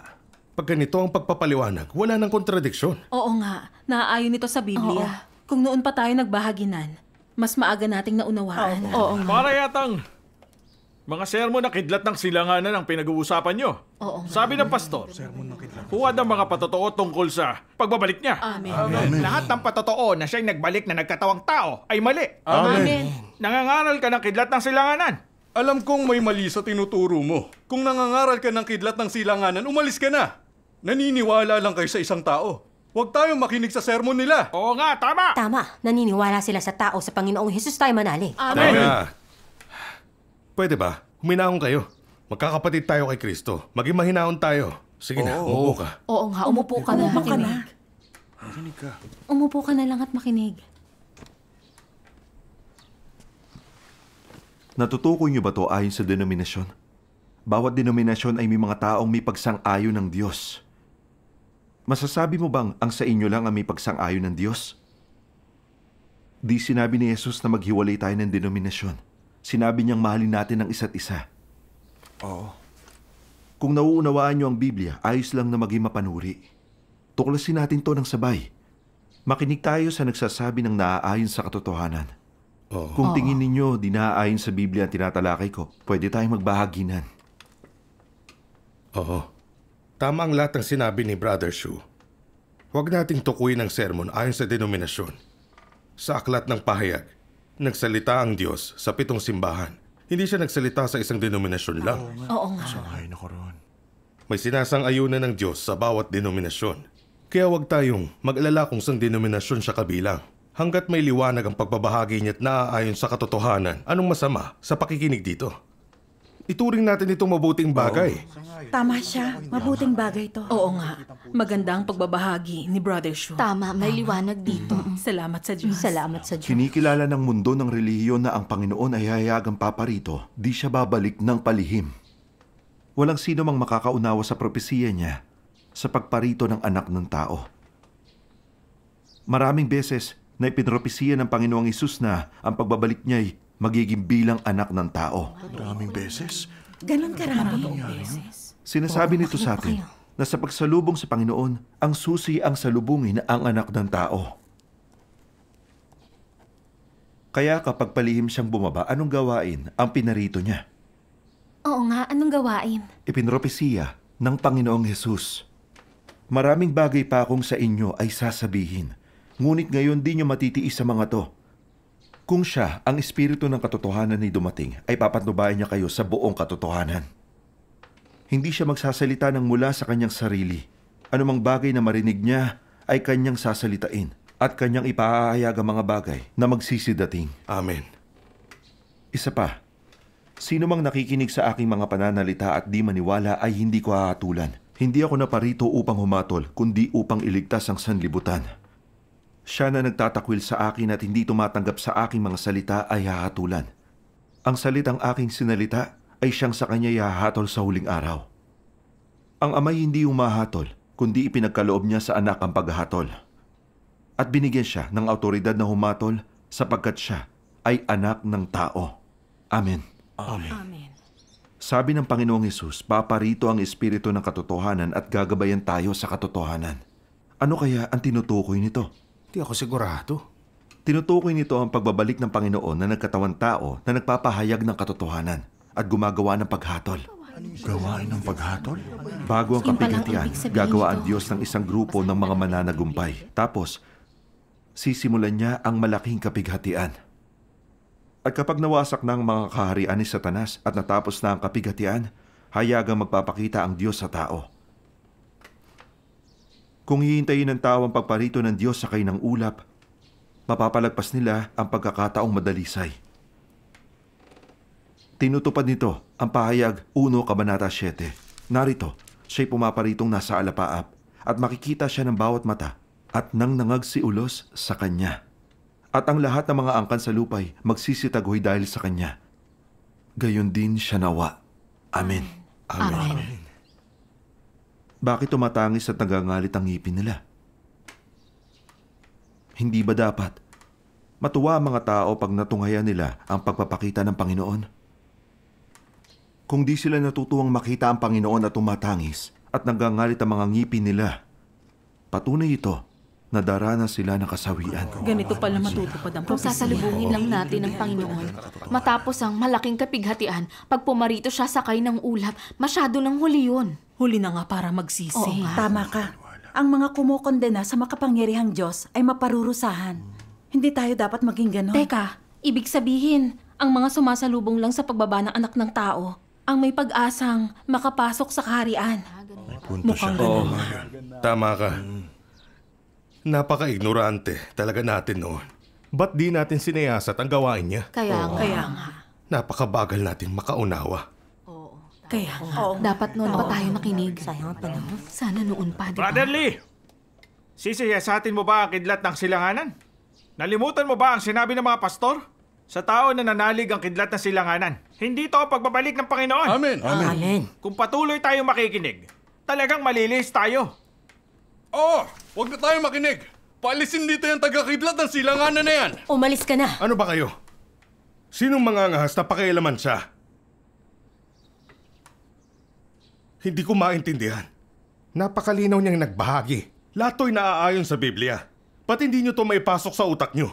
Oo nga. Ayon sa Biblia ang ibinahagi niya. Oo, tama. Isipin ninyo ito. Bakit ba tayo nananalig sa Panginoon? Hindi ba't para masalubong natin siya? Tama. Kung lagi tayong makikinig sa pastor at elder at hindi magsisiyasat sa tunay na daan, alam ba ninyo kung anong kahihinatnan? Masasadlak tayo sa mga sakuna, maghihintay na mamatay. Oo. Tama. Nananabik ba kayo sa katotohanan o hindi? Ha? Umupo na kayo at patuloy na makinig. Nito mga huling taon, naghihintay tayo sa pagparito ng Panginoon sa kainang ulap. Pero hindi ito nangyari. Oo. Ang ating mga espiritu ay naghihirap at kaawa-awa. Oo. Ngayon may pagkakataon tayong makapakinig pero di nyo pinapahalagahan. At gusto nyo pa siyang paalisin. Meron ba kayong konsensya? Hindi kayo pwedeng umasa ng Ikaw ganito. kumikilos ayon sa layunin ng Diyos. Hinarap ni Brother Shu ang panganib para magpatotoo sa pagpapakita at gawain ng Diyos. Hindi ba dahil ito sa pagmamahal? Oo, tama siya. Masasabi kong, ang pag-eebanghelyo ni Brother Shu ay pagsasaayos ng Panginoon. Ito ang patnubay ng Panginoon. Salamat sa Panginoon. Panginoon. Tiniis niya ang matinding paghihirap para makapag-ebanghelyo sa atin. Siya ang ating tagapagtaguyod. Oo. Hindi niyo siya tinangkap ng maayos. At sa halip ay gusto pa ninyong paalisin. Ayon ba ito sa layunin ng Panginoon? Oo, huwag tayong umasal lang Tama ganito. si Brother Lee. Dapat natin siyang patuloyin ng may pagmamahal. Maganda man ang mga salita niya. Di kami makikinig. Sa pastor lang ako makikinig. Tara na! Aalis na kami! Huwag na kayong makinig dito! Brother Lou. Kaya na! Ano ba naman sila? Sinayang nila ang magandang sermo. Bakit di nila makalinaw niyang nagbahagi? Paano di nila maintindihan mo? Oo, sama kayo. Mga kapatid, tapusin na natin ang pagtitipon, okay? Marami pa kami pwedeng pakinggan. Marami pa kaming gustong marinig. Sa ibang araw ulit. Sa ibang araw na lang. Makarinig ng gayong kagandang sayang salita. Hindi pa ako nakarinig ng gayong kagandang sermo. Sabi ng makapangyarihang Diyos, maraming taong walang pakialam sa sinasabi ko, ngunit nais ko pa ring sabihin sa bawat tinatawag na banal na sumusunod kay Jesus na kapag nakita ng sarili ninyong mga mata si Jesus na bumababa mula sa langit sakay ng puting ulap, ito ang magiging pagpapakita sa publiko ng araw ng katuwiran. Marahil ay magiging panahon iyon ng matinding katuwaan sa iyo, subalit dapat mong malaman na ang sandali na nasasaksihan mong bumababa si Jesus mula sa langit ay ang sandali rin ng pagbaba mo sa impyerno para maparusahan. Iyon ang magiging panahon ng pagwawakas ng plano ng pamamahala ng Diyos, at ito ay kung kailan ginagantimpalaan ng Diyos ang mabubuti at pinarurusahan ang masasama. Sapagkat magwawakas na ang paghatol ng Diyos bago pa makakita ng mga tanda ang tao, kung kailan mayroon lamang pagpapahayag ng katotohanan. Yaong mga tumatanggap sa katotohanan at hindi naghahanap ng mga tanda, at sa gayon ay napadalisay na, ay nakabalik na sa harap ng luklukan ng Diyos at nakapasok na sa yakap ng lumikha. Yaon lamang mga nagpupumilit sa paniniwala na ang Jesus na hindi nakasakay sa puting ulap ay isang huwad na Kristo, ang sasailalim sa walang hanggang kaparusahan, sapagkat naniniwala lamang sila sa Jesus na nagpapakita ng mga tanda. Ngunit hindi kinikilala ang Jesus na nagpapahayag ng matinding paghatol at nagpapalabas ng tunay na daan at buhay. Kaya nga maaari lamang silang harapin ni Jesus kapag hayagan siyang nagbabalik sakay ng puting ulap. Masyado silang sutil, masyadong tiwala sa kanilang sarili, masyadong mapagmataas. Paano gagantimpalaan ni Jesus ang gayong kababang uri? Ang pagbabalik ni Jesus ay isang dakilang kaligtasan para sa mga may kakayahang tanggapin ang katotohanan, ngunit para sa mga hindi nagagawang tanggapin ang katotohanan, ito ay isang tanda ng pagsumpa. Dapat ninyong piliin ang sarili ninyong landas, at hindi ninyo dapat lapastanganin ang banal na espiritu at tanggihan ang katotohanan. Hindi kayo dapat maging mangmang at mapagmataas, kundi isang taong nagpapasakop sa patnubay ng banal na espiritu at nananabik at naghahanap sa katotohanan. Sa ganitong paraan lamang kayo makikinabang. Amen. Amen. Napakahusay ng pagkasabi niyo. Napakahusay ng mga salita ng Diyos. Nandito na ba ang lahat? Songin. Alam na naming nagbalik na ang Panginoon sa katawang tao bilang anak ng tao. Dahil pumarito na ang anak ng tao sa anyong normal, paano namin makikilala na siya'y Diyos na nagkatawang tao? Oo nga. Bahagi mo sa amin ito sa amin. Ibahagi mo ang tungkol dito. Magandang tanong yan. Sa pagsalubong sa Panginoon, sinabi na ng Panginoong Hesus ang landas. Sinabi ng Panginoong Hesus, dinirinig ng aking mga tupa ang aking tinig. Sa aklat ng pahayag, ako'y nakatayo sa pintuan at tumutuktok. Sino mang duminig sa aking tinig at magbukas ng pinto, ako'y papasok sa kanya. At hahapong kasalo niya at siya'y kasalo ko. Amen. Ang may pakinig ay makinig sa sinasabi ng Espiritu sa mga iglesia. Amen. Amen. Ang pangunahing landas sa pagsalubong sa Panginoon ay ang pakikinig sa tinig ng Diyos. Tinig ng Diyos? Tinig ng Diyos? Tama. Kita nyo, nang magpakita ang Panginoong Hesus at gumawa, namuhay siya kasama ng tao.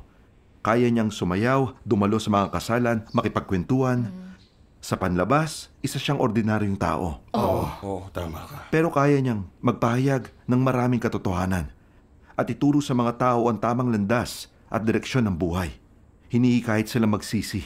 Oo, tama. Halimbawa, tinuruan niya ang mga taong magtapat at magsisi, mahalin ang iba, at paulit-ulit na magpatawad. Oo. May otoridad at kapangyarihan ang mga salita niya. Kaya niyang pakalmahin ang hangin at dagat at buhayin maging ang mga patay. Oo. Amen. Nasasabi niya ang mga nakatagong sikreto ng mga tao. Sa pakikinig sa mga salita niya, maraming taong nakakilala at sumunod sa Panginoon. Amen. Totoo talaga yun. Totoo talaga yun. Gaano man kanormal tingnan ang anak ng taong ito, hanggat kaya niyang magpahayag ng maraming katotohanan, gabayan ng mga tao na tumaak sa tamang landas at dalisayin at iligtas sila.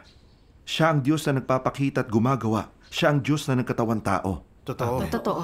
Tumpakan sa lubungin natin ng Panginoon sa ganitong batayan. Tama. Naiintindihan ko na. Sang-ayon ako sa pagbabahagi mo. Ang makapangyarihang Diyos ay nagpahayag ng napakaraming katotohanan at nagayag ng maraming misteryo ng Biblia. Ipinahayag niya ang gawain, plano ng pamamahala, at pati na rin ang layunin ng Diyos.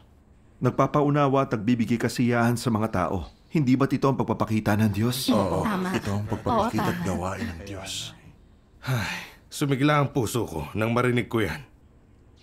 Nakikinig sa tinig ng Diyos, ang tupa ng Diyos, at ang tinig ng Diyos ang katotohanan ng ipinapahayag niya. Kaya ang nag-iisang nagpapahayag ng katotohanan ay tiyak na ang Diyos.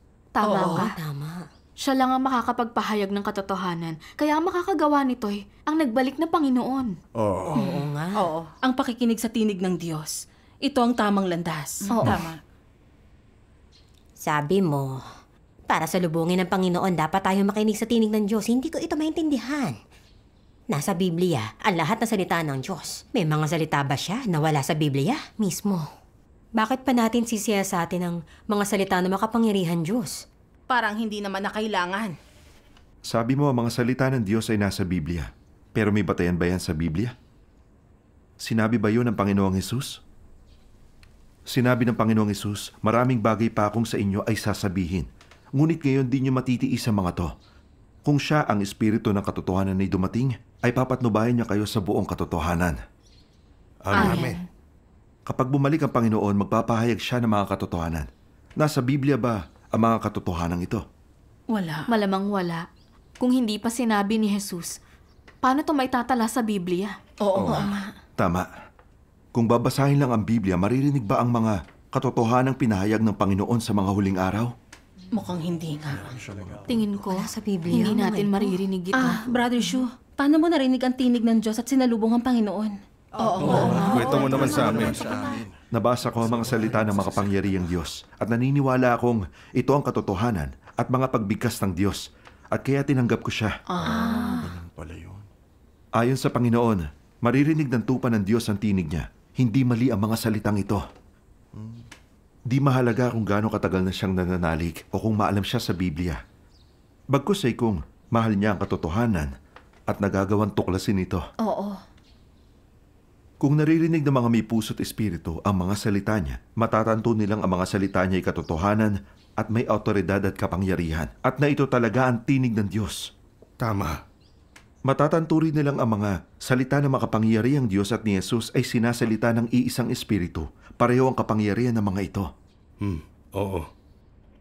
Halimbawa, sinabi ng Panginoong Hesus, hindi ang bawat nagsasabi sa akin, Panginoon, Panginoon, ay papasok sa kaharian, kundi yaon lang sumusunod sa kalooban ng aking Ama na nasa langit. Amen.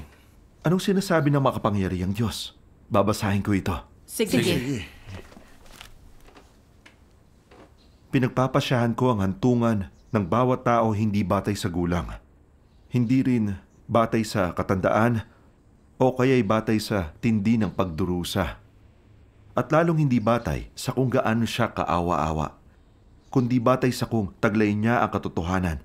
Wala nang ibang pagpipilian kundi ito. Dapat ninyong matanto na parurusahan din ang lahat ng hindi sumusunod sa kalooban ng Diyos.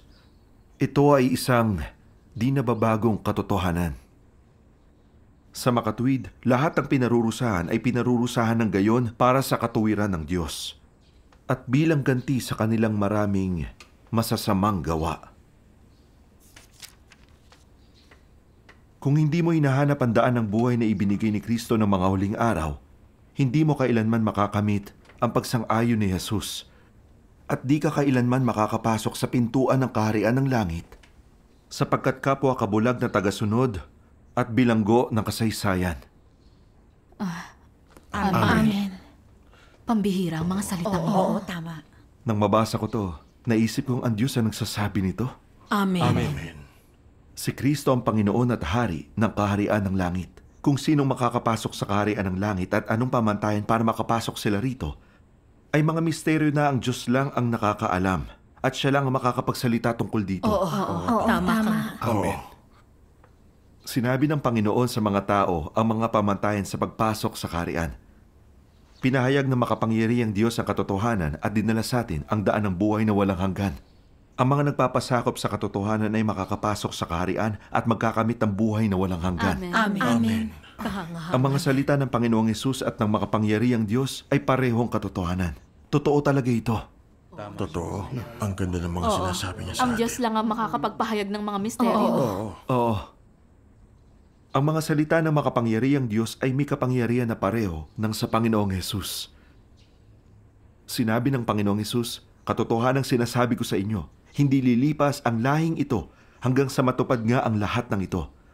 Ang langit at lupa'y lilipas, ngunit ang aking mga salita'y hindi lilipas. Amen. Amen. Sabi ng makapangyarihang Diyos,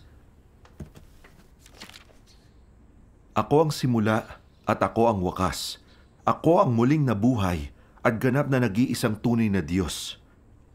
Sinasabi ko ang aking mga salita sa harap ninyo. Dapat ninyong paniwalaan ang sinasabi ko. Maaaring lumipas ang langit at lupa, ngunit kailanman hindi lilipas sa mga sinasabi ko. Tandaan ito. Sa oras na binigkas ko na ito, wala ni isang salitang binawi na kailanman at matutupad ang bawat isa. Ang paglitaw at pagsilang ng lahat ng mga bagong bagay na ito ay patunay ng autoridad at kapangyarihan ng lumikha. Totoo siya sa kanyang mga salita at ito'y matutupad at ang natutupad niya na ay magpakilanman. Hindi kailanman nagbago ang katunayang ito. Ganoon sa nakaraan, ganoon din sa kasalukuyan at magiging ganoon sa buong kawalang hanggan. Amen. Amen. Maautoridad ang kanyang mga salita. Oo, tama. Totoo talaga yan. Ang mga salita niya at ng Panginoong Hesus ay naghahayag ng autoridad ng salita ng Diyos. Sinasalita ang mga ito ng iisang espiritu. Pareho ang pinagbulan ng mga ito. Tama. Sino kundi ang Diyos ang magsasabing hindi maglalaho ang mga salita niya? Walang mga Oo. Ang Diyos ay may isang espiritu lang at isa lang ang Diyos. Ito ang Diyos na nagsasalita na may pagkakakilanlan ng lumikha. Oo. Totoo nga yan. Totoo nga yan. Totoo. Tumpak na paraan ito para makilala ang tinig ng Diyos. Ang salita ng makapangyarihang Diyos ay kapareho ng sa Panginoong Hesus. May otoridad at kapangyarihan at kayang maghayag ng misteryo. Pareho ang pinagmulan ng mga ito. Parehong espiritu ng Diyos ang nagsasalita. Amen. Oo. Amen. Parehong katotohanan ang mga salita ng makapangyarihang Diyos at Panginoong Hesus at binibigkas ng iisang Diyos. Oo, totoo yan. Ganyan din ang tingin ko. Ba't parang hindi ito ang tinig ng Diyos para sa akin? Hindi ba't ito ang mga salita ng tao? Oo. Sa pananaw ko, ang mga salita sa Biblia ang pinakamautoridad. Ang nakatala lang dito ang mga salita ng Diyos. Amen. Palaisipan sa akin ito. Ang mga ito'y salita ng tao. Ba't mo'y ginigiit na tinig ito ng Diyos? Mismo. Hindi kaya ng tao na magsalita nito. Ito ang tinig ng Diyos. Nang magpakita at gumawa ang Panginoong Hesus, marami siyang sinalita. Ang mga salitang ito ba ay naitala sa lumang tipan? Hindi. Tama. Wala sa lumang tipan ang mga ito. Pero hindi may kakaila mga katotohanan kanyang ipinahayag. Ang mga nagmamahal lang sa katotohanan ang mahilig makinig sa kanyang sermon at ang nakasunod sa kanya. Ito'y sapat na patunay na naririnig ng tupa ng Diyos ang tinig niya. Amen. Amen. Dahil hindi nila mahal ang katotohanan, yung mga paimbabaw na pariseo ay kumapit sa Biblia at hindi lang yon. Itinakwil nila ang Panginoon, kinundina at ipinako pa nga siya sa huli. Anong issue rito? Gaano man kinundina ng mga relihiyosong tao noon ang mga salita ng Panginoong Hesus na ipasa pa rin ng mga to ng mga nagmamahal sa katotohanan. At ang ilan sa mga ito'y nakatala sa bagong tipan. Paano ito may papaliwanag? Ano mang sabihin mo, ang mundo ng relihiyon ay naniniwala na mali ang lumihis sa Biblia. Sapat nang kumapit dito. Di kailangan marinig ang tinig ng Diyos. Amen. Mga kapatid, napakaraming maling paniniwala sa panahon ngayon. Dapat tayong maging mas maingat para hindi tayo malihis at maabandona. Teka, Elder Lai, naiintindihan mo ang Biblia. Kaya ba't ka natatakot malihis? Oo nga. Kung hindi ka maglalakas loob na siyasatin ang tunay na daan, paano mo masasalubong ang Panginoon? Mismo. Kung tunay na nagbalik na siya at hindi tayo nakikinig, iyon ay malaking kawalan. Dapat tayong makinig. Oo, patuloy tayong makinig.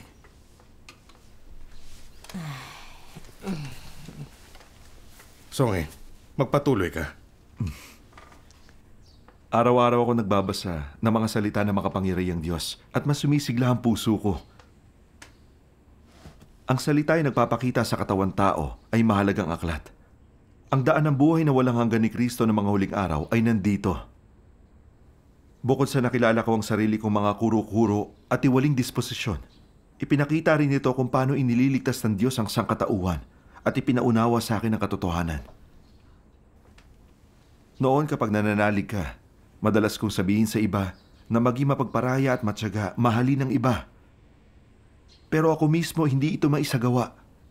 Madalas nagsisinungaling ako, nanloloko, naiinggit. Totoo. Malubha ang aking tiwaling disposisyon. Ako'y mayabang at palalo at walang sinusunod. Lagi ako nakikipagkompetensya sa iba at walang tunay na pagpapasakop. Nawalan ako ng katwiran dahil dito. Gaano man ako magtapat, hindi ako makapagsisi. Nagdurusa ang puso ko. Ang hirap na ng pinagdaanan niya. Hindi ba't ganito rin tayo? Naunawaan ko sa salita ng makapangyarihang Diyos na kung hindi lulutasin ng tao ang makasalanan niya kalikasan, di niya mawawaksi ang kanyang mga kasalanan.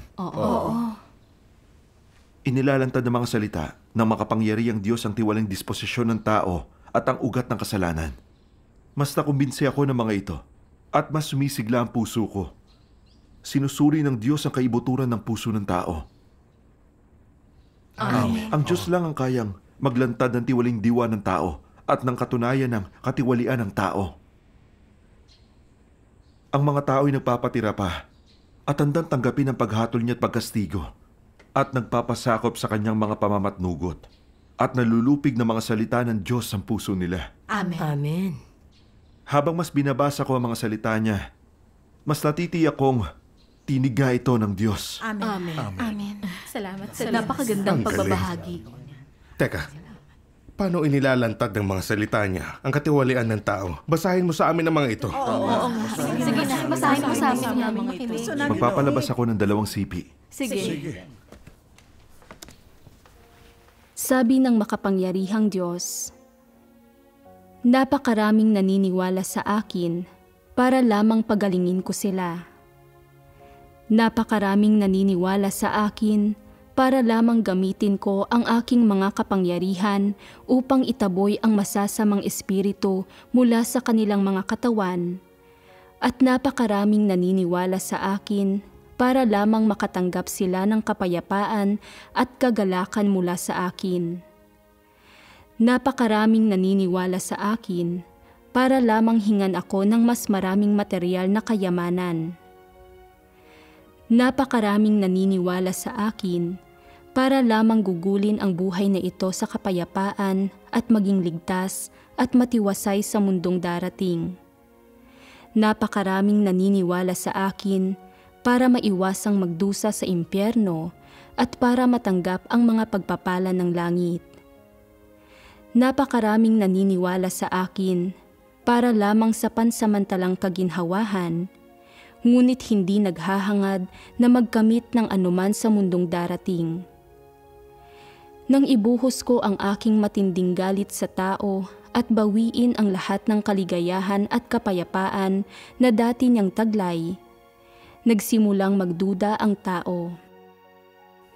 Noong ibinigay ko sa tao ang pagdurusa ng impyerno at binawi ang mga pagpapala ng langit, ang kahihiyan ng tao ay naging galit. Noong hilingin ng tao na pagalingin ko siya, hindi ko siya pinakinggan at namuhi ako sa kanya. Lumayo sa akin ang tao upang hanapin ang paraan ng panggagaway at pangkukulam. Noong alisin ko ang lahat ng hiningi ng tao sa akin, naglaho ang lahat ng tao ng walang bakas. Sa makatuwid, sinasabi ko na ang tao ay may pananampalataya sa akin sapagkat ako ay nagbibigay ng masyadong maraming biyaya at masyadong maraming magiging pakinabang. Sa sandaling magpamalas kayo ng katiting na katapatan, pinupuri ninyo ang inyong sarili at humihingi kayo ng gantimpala para sa maliit na ambag.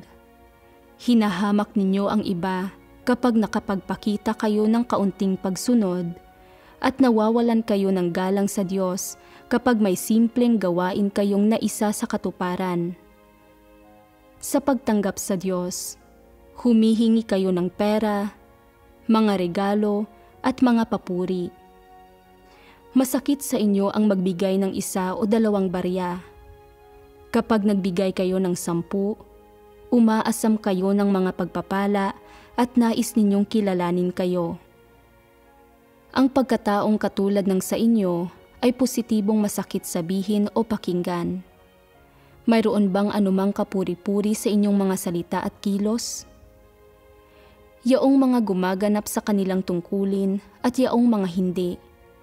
Yaong mga namumuno at yaong mga sumusunod. Yaong mga tumatanggap sa Diyos at yaong mga hindi. Yaong mga nagdodonasyon at yaong mga hindi. Yaong mga nangangaral at yaong mga tumatanggap ng salita at iba pa. Lahat ng taong iyon ay pinupuri ang kanilang sarili. Hindi ba ito nakakatawa sa inyo? Hello? Ito ba ang istasyon ng polis? May nangangaral dito ng kidlat ng silanganan. Brother Lee, tumawag ng pulis si Elder Lai. Pagiging Judas yun. Tumawag siya. Ba't niya nagawa? Maghiwa-hiwalay tayo. Ha? Songe, alis na. Bilisan mo. Halika. Tara.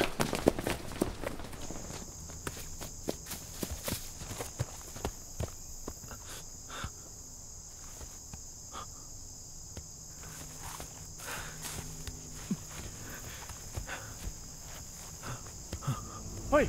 Ayun ang mga ngaral! Diyan ka lang! Tumakbo! Hoy! Mga ngaral! Lausang! Tigilan mo siya!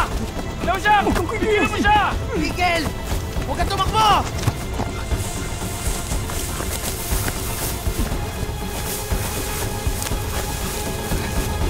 Miguel! Huwag ka tumakbo!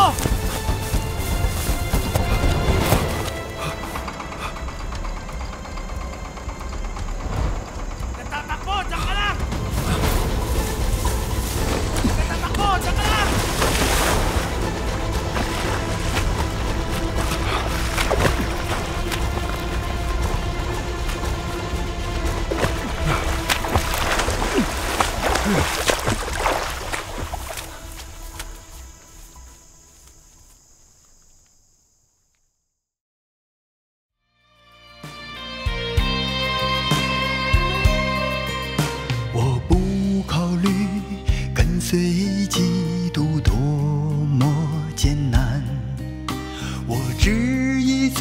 神旨意为天职，我也不去想以后是得福收获。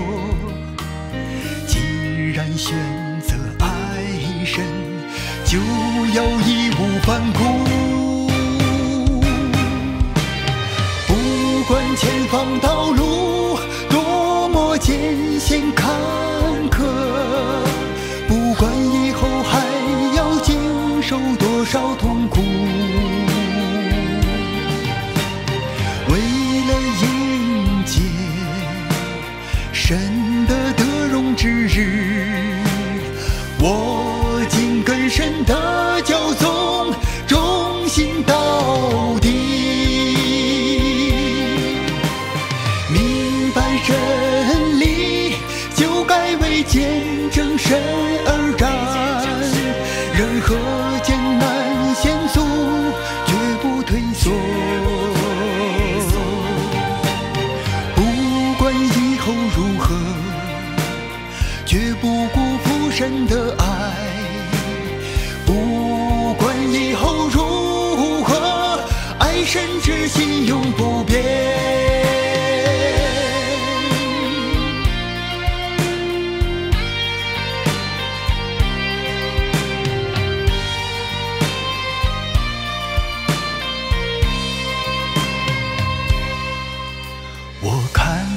见神的心是何等焦急，我愿体贴神心意，单记神托付，国度福音扩展，人中道远，神是我后盾，我还有何惧怕？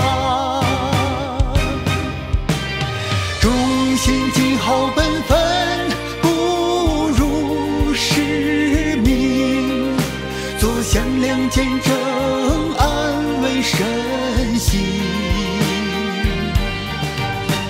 神赐我生命，理当环保神的爱，把真心真爱完全献给神。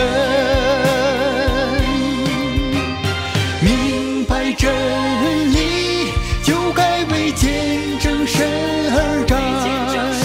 任何艰难险阻，绝不退缩。完成神的托付，此生不留遗憾。预备好我爱，迎接美好的明天。明白真理，就该为见证神而战。任何艰难险阻，绝不退缩。完成神的托付，此生不留遗憾。预备好我